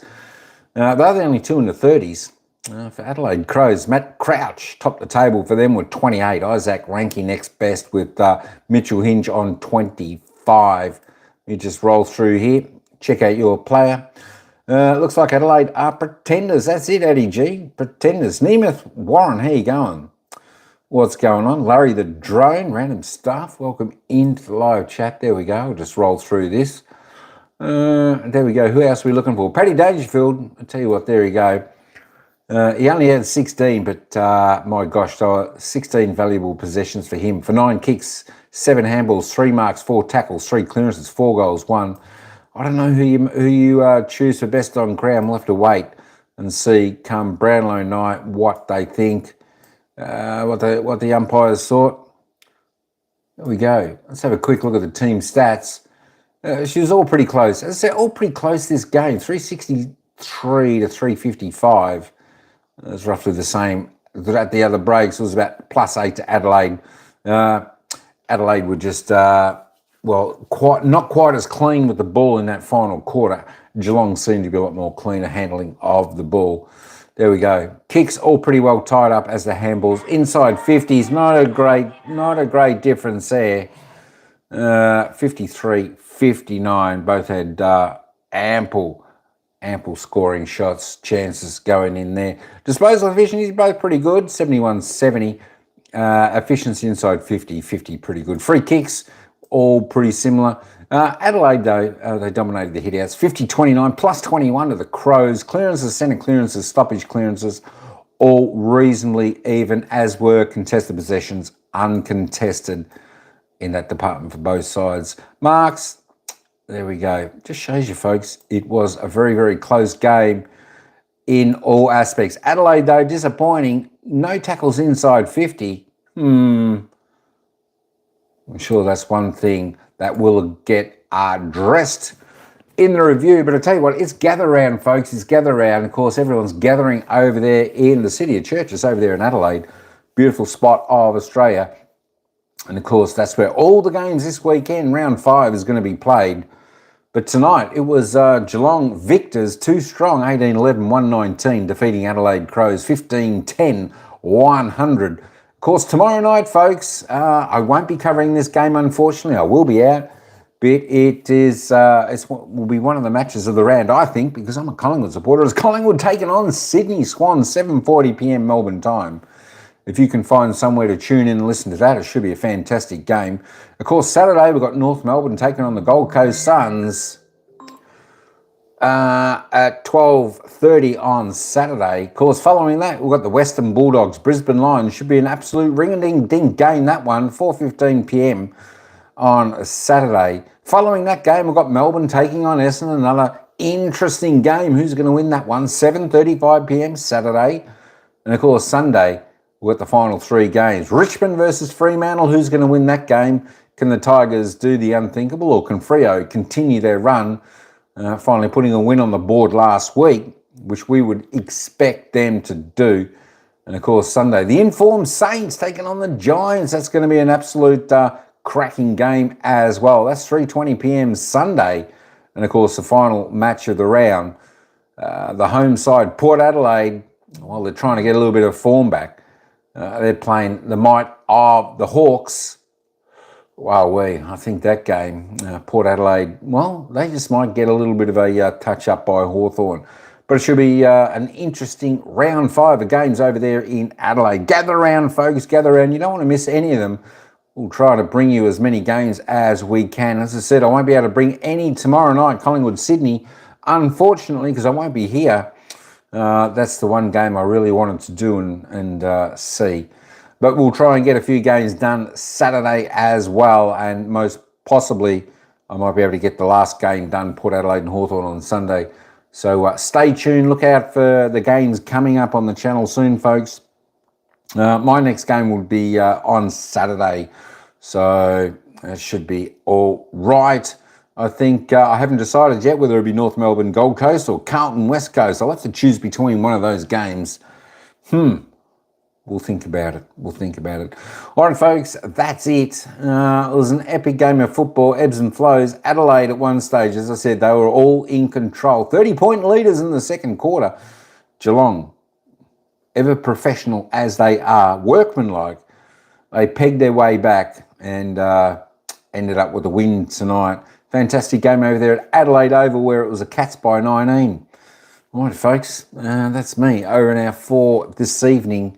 Boo Pies. No, you mean Go Pies. Go Pies, you mean. Eddie G, Adrian Sports Channel. He's definitely a Magpie fan. Second favourite team after Fremantle. I'm sure of it. I'm sure of it. Good on you, Eddie G. That's the way. Come on, Pies. Hey, we want the good sides up there. We want the good sides up there and firing. Makes for better football. Come on. That's what I reckon anyway. There we go. All right, folks, that's it. I am over. I am out for this evening. Thanks for tuning in. Until next time, ciao for now. We'll see you at the next game.